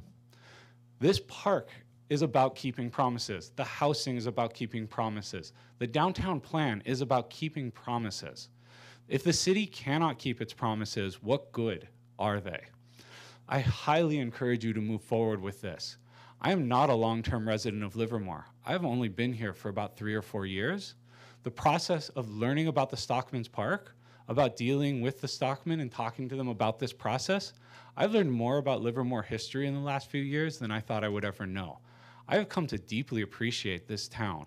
I was happy when I moved here, and I moved here for the downtown, the wineries, the scenery, the outdoor spaces. I thought it was a lovely place to live. As I learned more about this town, I learned to appreciate it more and more. It reminds me in many ways of where I grew up as well, and I think that's amazing. I think that the feel, the character, and all the history of this town have been awesome, and I support the Stockman's Park, and I hope you will too. Thank you, Mr. Branning. And finally, Trish Monroe. So now I get to go after 2 of them. Oh, boy. Good evening, Mayor, council members, city staff. I just wanted to start by saying thank you to all of you.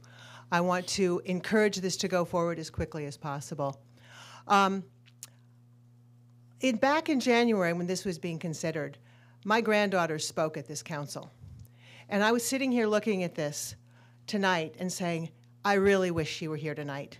I wish she could see what has been imagined and what looks like the place that she wants to play. I look forward to taking her and her siblings there very soon. This is incredibly wonderful. Now, here's the thing. This was the result of a good faith collaboration between a lot of different groups with different needs.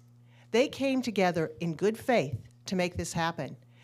You don't get to pick and choose one piece that you like and cut out another piece of that good faith collaboration. That's not actually very honest. It's not fair to those people who worked on that collaboration.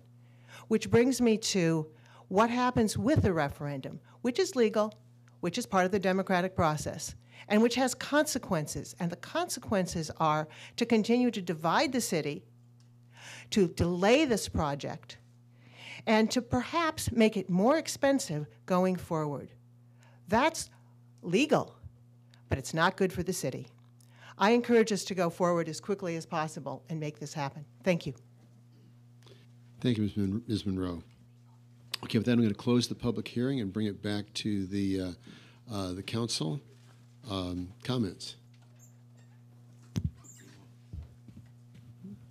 Go ahead. Yeah. Go for it. Oh, you do want me to start? Okay. First, I do want to apologize to the Stockman for bringing up some very negative issues that have been surrounding your park for quite some time, but I feel like they need to be daylighted and we need to talk about these things. The design of the park is wonderful. I chose to move here to Livermore. It was a struggle for my wife and I to buy a house here during the Silicon Valley boom. We barely made it here. We loved it here. I had relatives who lived here. 5 generations of my family have lived in Alameda County, and it's an honor to be here. I'm still trying to get my cowboy up going and get that aspect of my life, but From the veterans standpoint, my grandfather served during World War II from Africa all the way through to Europe, including D-Day, Normandy, and he survived. And if he didn't survive, I wouldn't be here, because that was before my mother was born. It's another interesting story, but I'll save that for later. Ex-wives and unexpected kids and all that. Not my mom, just his wife while he was over there. Yeah, anyway, TMI. Sorry, but it's great history, and I'm really looking forward to seeing this honoring the Stockman and the veterans. And that's where my frustration is coming from, because I have worked with groups now for years. And when the Stockman's deal was announced, I approached the community group and said, you really need to work with the Stockman, because what they're doing for this site and offering the land swap, it's very important. The first comment that I got from the community group was, do we need to name it Stockman's Park? That was day one, first comment, can we call it something else?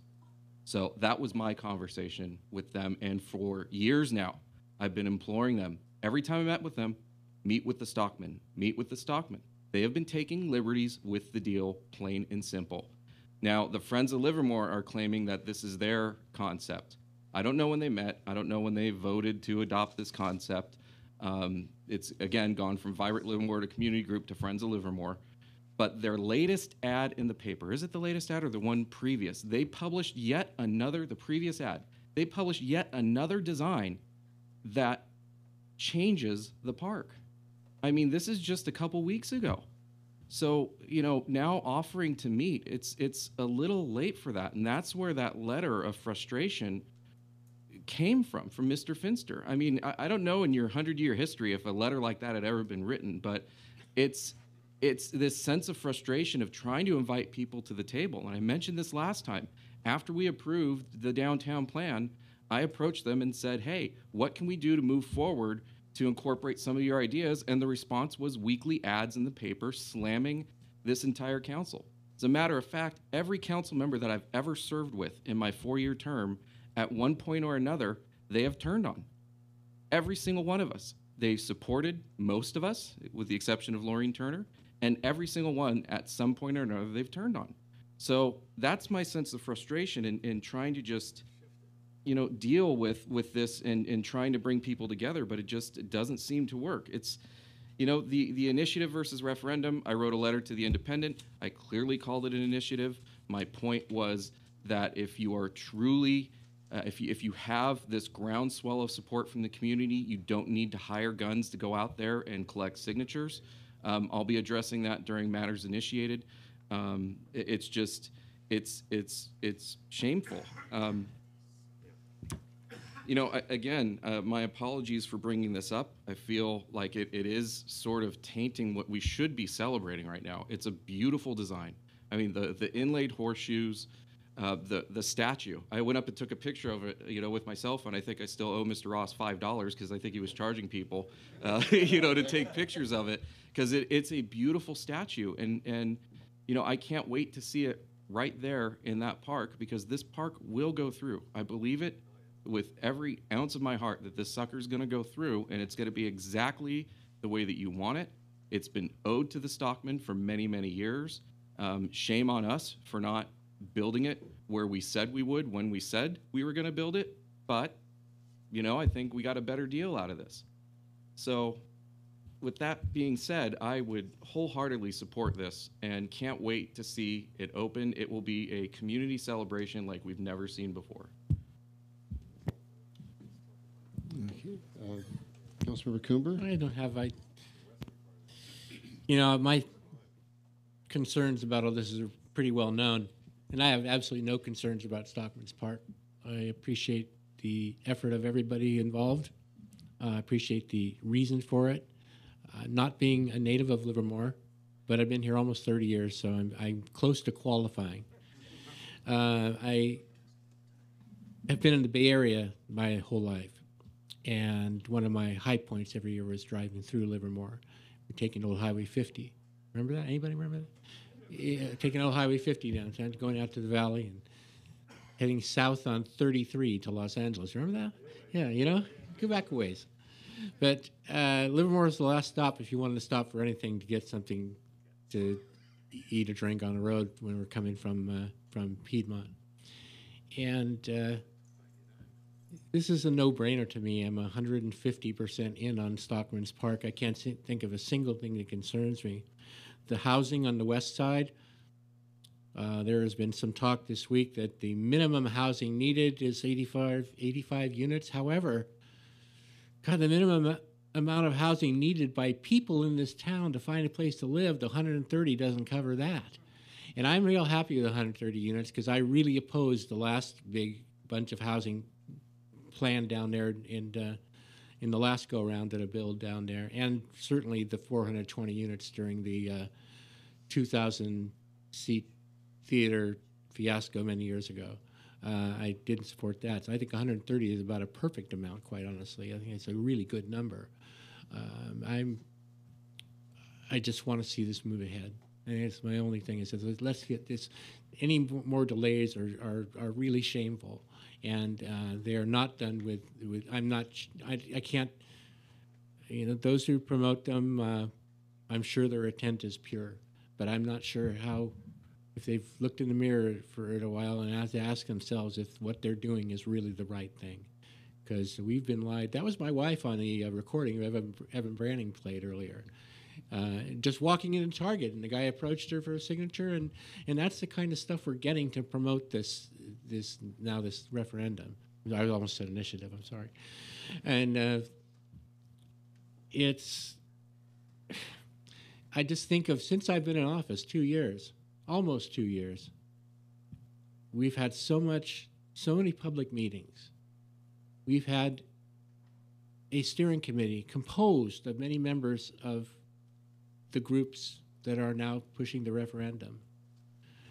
And yet here we are facing a referendum because we've downsized everything.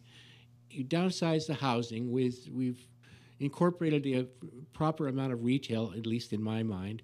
We've designed a gorgeous new park that is going to be a draw for anybody coming downtown and will probably benefit every small business on First Street, from anybody who wants to go and grab something to sit downtown and have a Diet Coke or something like myself.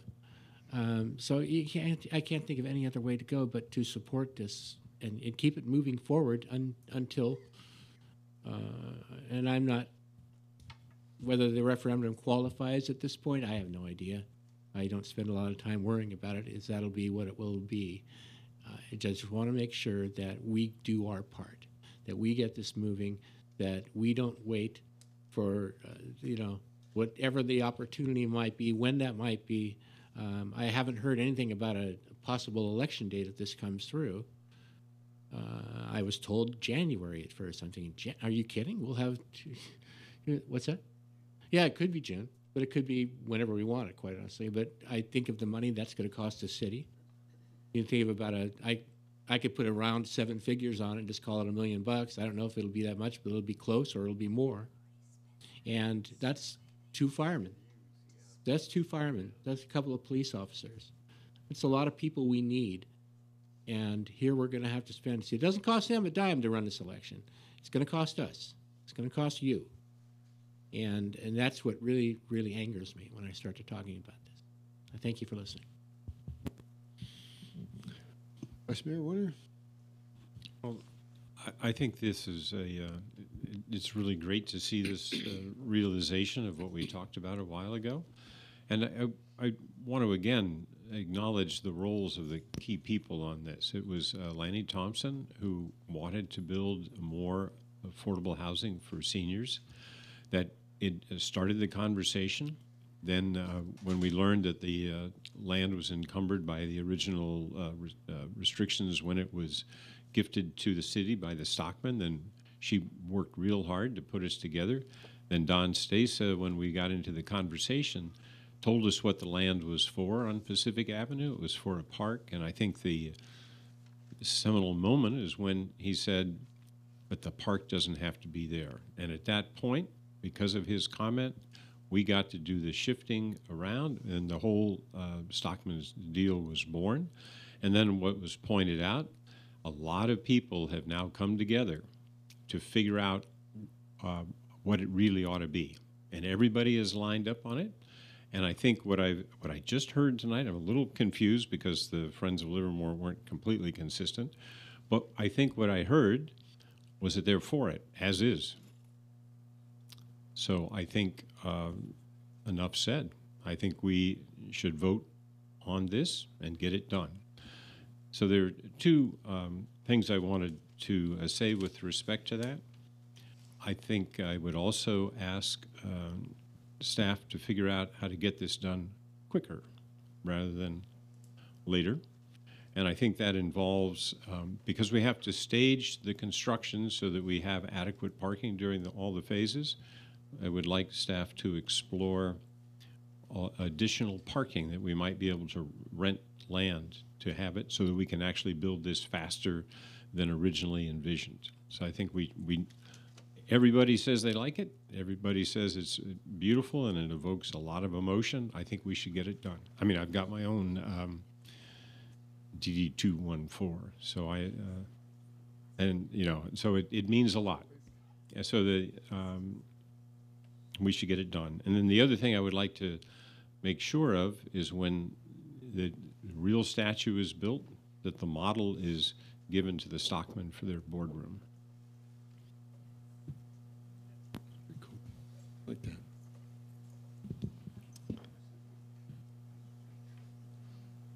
Okay. It's beautiful. I mean, it truly is. And what makes it beautiful is the fact that groups of people whose paths might never have crossed came together to make that plan work. And it's everybody coming together, working together, that really makes that remarkable. And I love the DNA molecule. I think that's really cool to have that as part of the having that connection. This is Stockman's Park, but this is Livermore also. So there are ways to incorporate that. Monia Lane had mentioned that about ways to do that. I was at Marianne and Ralph's house, and they have the Fibonacci series engraved in their floor, which is really cool. And it's a very subtle thing, and you kind of have to look for it and know what it is when you see it, and that's what makes it fun.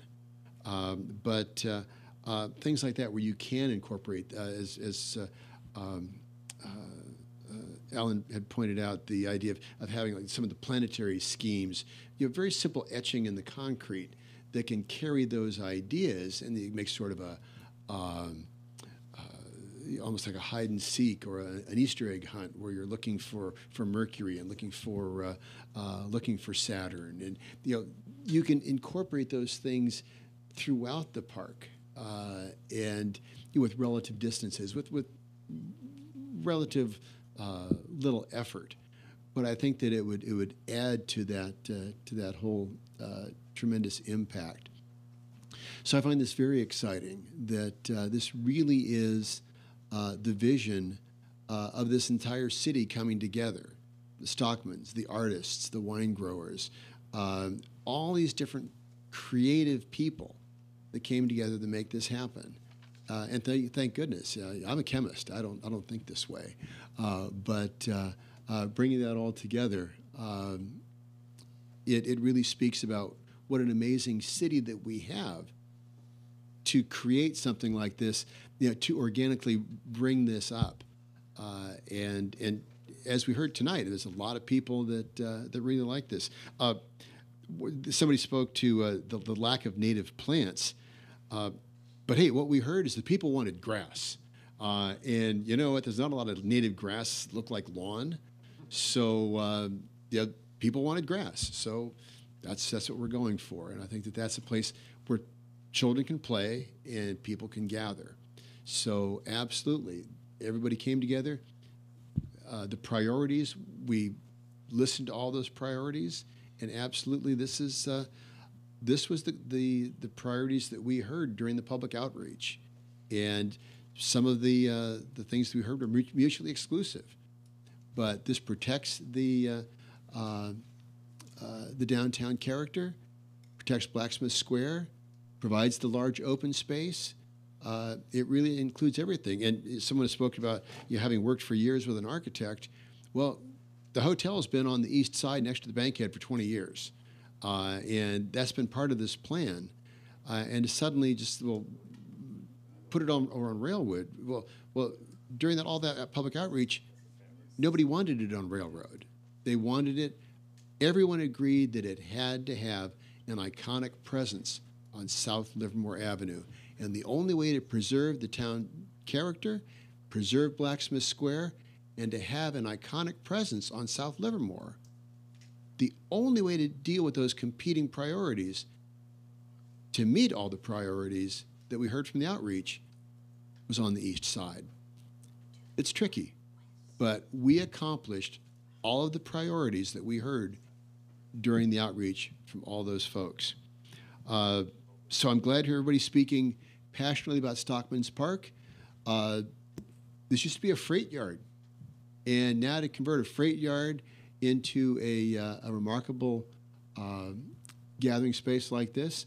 I apologize for the slip-up between the referendum and the initiative, but I was struck by the irony that the last time that the citizens raised up to gather signatures was to stop BART in the downtown.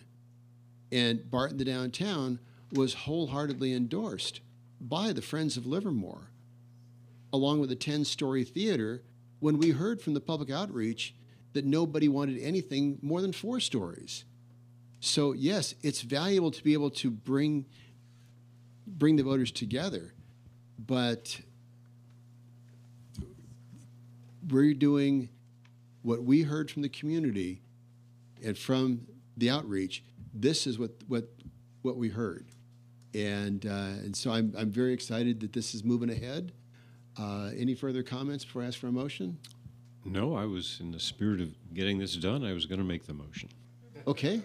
So I move staff recommendation for item 505 with the additional proviso we figure out how to get this done as fast as we can, and that the statute goes to the Stockman for their boardroom when appropriate. And I think it's appropriate that you made the motion because you were at that meeting where all this came together with Don Stasa and the other folks in the Rodeo Association. And since I was also at that meeting, I will second that. So any further discussion on that? All in favor? Aye. Aye. Any opposed? Passed unanimously. Thank you all very much for your comments tonight. Yeah, you can applaud for that one. That was a huge lift.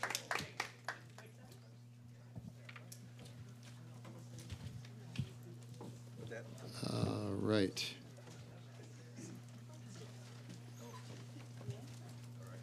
Public art, trash receptacles, graffiti coatings, frontage zones, close-up. But you know what? I think we're.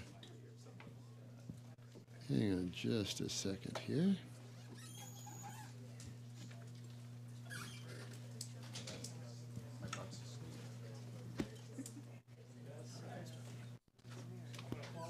Okay, that does get us to no matters for consideration and reports.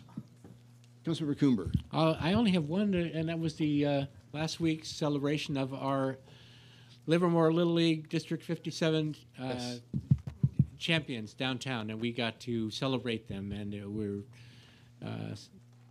mayor and Councilmember Carling and I were. It just is the coolest thing on earth to see them and all their parents down there and having a great time. And it was worthy of our attention, I think. If you watched the Little League World Series this year, the Intermediate World Series, you saw how well Livermore acquitted themselves going to the World Series final this year. And it's pretty amazing stuff. These kids were great. They're a lot of fun. They're happy, and they're good folks. So. That's the extent. I don't have anything else except for live to tomorrow. So, yeah, and Livermore Little League, the U.S. champions. U.S. champs for the intermediate How long is 57 that? Yeah. World Series. Randy Johnson was probably the last bit. Not to say. Yeah, that was very cool. Very good. Councilmember Spadowski. Sure. I had a Wheels board meeting that I attended. I think it was last week. Everything's going well. Nothing to report out there, but I do have 3 matters initiated. and it's unfortunate that some people left in order to address some of their comments, but one of my matters of initiated will do that. So as a bit of background, it was interesting that Mr. Rounds said that he provided a script and wrote what the petitioner should be saying.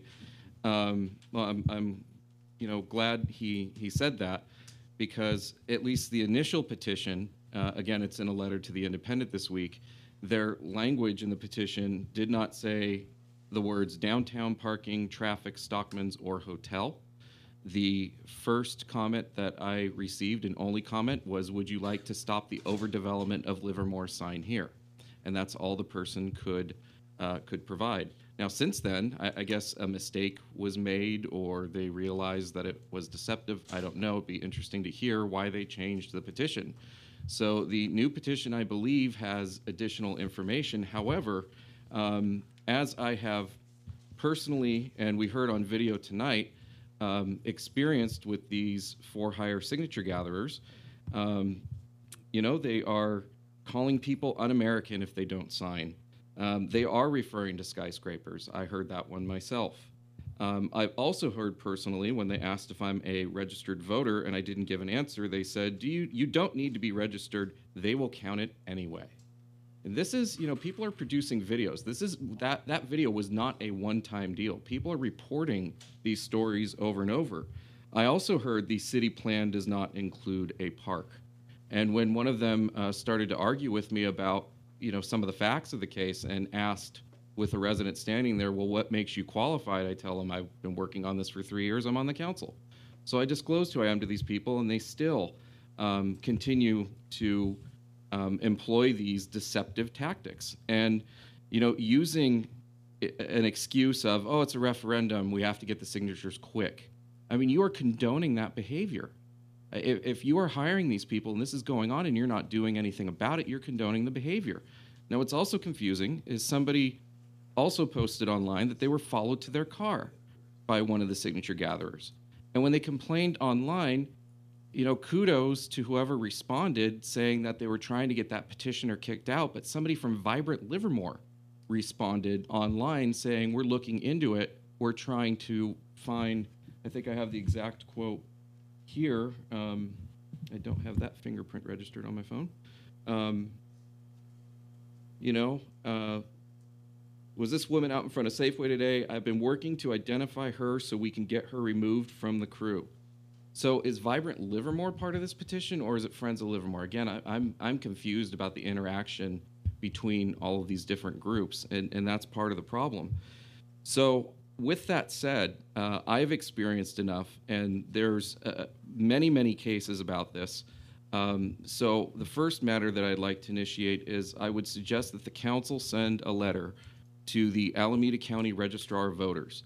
And in that letter, the mayor can sign the letter. I don't think we all need to sign, but on our behalf, stating that if a petition is received that has the minimum number of signatures for review, that we request that the Alameda County Registrar of Voters review every single signature on that petition. What was disturbing about the, oh, don't worry, you don't need to be a registered voter, it'll count anyway. The way the system works, and these people know exactly how the petition process works, the referendum, that if there isn't enough during a random sampling of invalid signatures, they don't check every signature. So I believe that I have enough experience with these people to make that request of the Registrar of Voters to make sure that everything is counted. In addition, playing the victim and saying, we caused you to referend. That's like the apology that wasn't an apology. We didn't cause anybody to referend. You chose to referend. And again, if you really had community-wide support, you'd be using residents to stand out there and gather signatures, but it's not. It's a lot of gatherers. They're going door to door. They're in front of the post office, Safeway, Target, Walmart. They are out there and they are aggressive. So with that, I would suggest that we write that letter to the Alameda County Registrar of Voters saying we want every single signature verified, should one be submitted. Okay. Is there consensus on that? Very good. Okay. The other item, and the city attorney or the city clerk can verify this. When we have people running for office, we have, what is it, a code of ethics or a pledge that we ask people to sign? It's a voluntary pledge. So I believe you're making reference to what's called the Code of Fair Campaign Practices in the Elections Code. It's a voluntary statement to abide by certain principles when running for election. So when a political action committee or a group comes forward with a referendum and anything needs to be reviewed by the city, I would suggest that we develop a document like that for PACs and for people seeking to issue referendums with some of the same qualities about, against the purposely misleading people or, running dirty campaigns. It's a similar statement that I believe we all signed when we ran. I think we should ask, it's not a requirement, but we should ask PACs and people who are referending issues to sign the same statement. So I would like to see that come back at some point, hopefully before November. Okay, I agree. Okay. Is that consensus? And then the last matters initiated, we keep hearing about the FPPC and inquiry into Friends of Livermore. I've heard that it's been referred to other state agencies. Can we get a report from the city attorney? I just want to make sure, I'm not doubting anything that anybody's saying, but I would like a formal update on what's going on. So the request is to follow up with the FPPC concerning the status of their investigation into the Friends of Livermore? Just what's going on? I mean, I don't know exactly what's going on in terms of who's being investigated from the 2016 campaign. It would be nice to get a memo just kind of clarifying. Again, I'm not doubting anything that anybody's saying. I just want verification as to what's going on. If there's council consensus, I can look into that and get a report back to you. Okay, very good. Very good. Thank you. That's it. It's funny you talk about carrying petitions. I was on my way over to an A's game and doing the walkover bridge there, and there was a guy collecting signatures. And as I walked by, I said, I've carried a number of petitions before myself. And he said, yeah, it's good money. And I said, I've never carried a petition for money. And he says, well, why on earth would you do it? Well, because I believed in the cause. And that's why I did that. But I've never done that for money. Well, the first Saturday that the petitioners were out, I stood out there for 7 hours and listened to everything. So wow. I have a pretty good sampling of what they're doing. Wow. All right. Vice Mayor Warner? Well, one thing I'll mention is I attended the intergovernmental meeting on last Thursday. And a couple of interesting items there. One that I'm particularly pleased with is we got an update on the mapping project. And that's something that I had initiated for the different agencies within the that run Livermore, the school district, the park district, and the city, that we have a GIS set of layers of what kinds of facilities do we have for what kinds of purposes for different fields. And this thing can be used in two main ways. One is the agencies can align their strategic plans as to what they're going after, and we can kind of designate what we'd like to have in the next decade or so, make sure that the land is available. But the other thing that also became apparent is we get this up online and people can go click and say, I'm looking for a particular field, and they can find out who owns it and how do you sign up for it. So it has both long-term planning purposes as well as real-time residents can use that. So it's coming along, and I was quite pleased with that.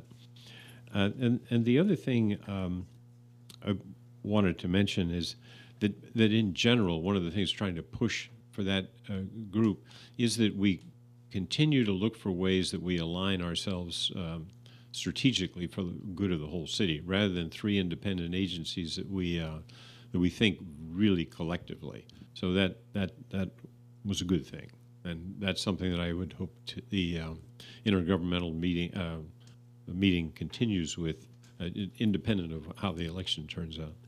So the other thing that I would want to do on matters initiated, Mr. Seiler asked about the 580 sound wall, and I wasn't quite sure on that, but if we could just respond to him on that, that would be good. We certainly can, but the item will be before you at your next council meeting, so providing both information and next steps. Okay, well, okay, that'll be good enough. And then with respect to the homeless, a few years ago I had initiated a survey so that we could know who was out there and what kind of services do they need, what kind of services they would accept. I'd like to suggest that it's time to do that again, because that was a few years ago. So I would, under matters initiated, if we could get a kind of a report back of what it would take, or maybe get it somehow on the agenda, that would be good, if I can get the others. And then if I could build on the suggestion earlier about the fair campaign practices and getting PACs to sign up, because they're large actors and players in this. And I was intrigued with Mr. Round's statement that he wrote the script. And I've experienced the script, and it's kind of like not connected to reality. So I would like to suggest that as part of this statement that we're thinking for PACs, maybe we could also incorporate in that we suggest that if they're going to be a good actor and sign that statement that is crafted, that they actually submit their script for fact-checking, so that we don't have all the incredible misstatements that are out there. It's unbelievable. So I would just add that to that if I can get that agreement. Sure. That's it? Yeah. Okay. Let's see. Hang on just a second. Note here. Okay. So I was at a Business Alliance of the Chamber of Commerce meeting. We had a great presentation on SB1 and also on Proposition 6 and what that would entail if Proposition 6 were passed. That would be a loss of about $2.4 million per year the city of Livermore is currently using for road maintenance and repairs. The Alameda County Transportation Commission, the I-580 Committee, the toll lanes and the HOV lanes are in fact working. We are moving 30% more traffic down the I-580 corridor than before those HOV lanes were put in place. So it is working. We're getting increased traffic speeds of 20 to 30 miles an hour. So that's definitely an improvement. Hey, Mayor, can I make a comment about that? Certainly. Just You side note. agree with me? Yeah, my personal experience, I drive that corridor every day, and even though I don't take the HOV lanes at all, it opened up the freeway. So instead of taking back roads, I'm now able to take the freeway. It's strange how just the addition of the toll lanes opened up so much, even for those that aren't paying every day. Right. Well, and that's why it works. And that's bringing all the money that's being raised from that corridor stays in the corridor, so to maintain that system. On the Planning, Policy, and Ledge Committee, we learned that roughly 1/3 of the roads in Alameda County, 1,000 miles, are poor or failing. So this just underscores the importance of the money that we're currently getting from SB1. On the 5th and the 15th, I spoke to the Alameda County Democratic Committee about the endorsement for Measure U and talked about the impact that would be here in the city. And what was stunning was to hear the representative, the proponent, and if I'm getting close to Mr. City Attorney, just let me know, but the proponent said that the city of Livermore had an annual operating surplus of $60 million. And I was stunned because if I got $60 million extra, where is that money coming? What are we doing with it? And it turns out that he admitted later on that he had misspoken. He didn't admit it to the committee until I brought it up at the next meeting. But he said, oh, well, the city has a $41 million reserve. Yeah, that's correct. We have a $41 million reserve. But that's one-time money. But unfortunately, they were swayed, even in the face of admitted misinformation. They unfortunately opted to endorse Measure U, and as we've pointed out, all five of us here have spoken out against that. So with that, we'll go ahead and what I'd like to do is adjourn the meeting in honor of a wonderful ambassador that we had with the city of Livermore, served this city, and I think it's rare to be able to say that someone could be happier. The happiest that they were was when they were working with their team and serving this community. And that was Finn. That was our police dog, Finn. So I'll adjourn this meeting in honor of Finn. So thank you very much.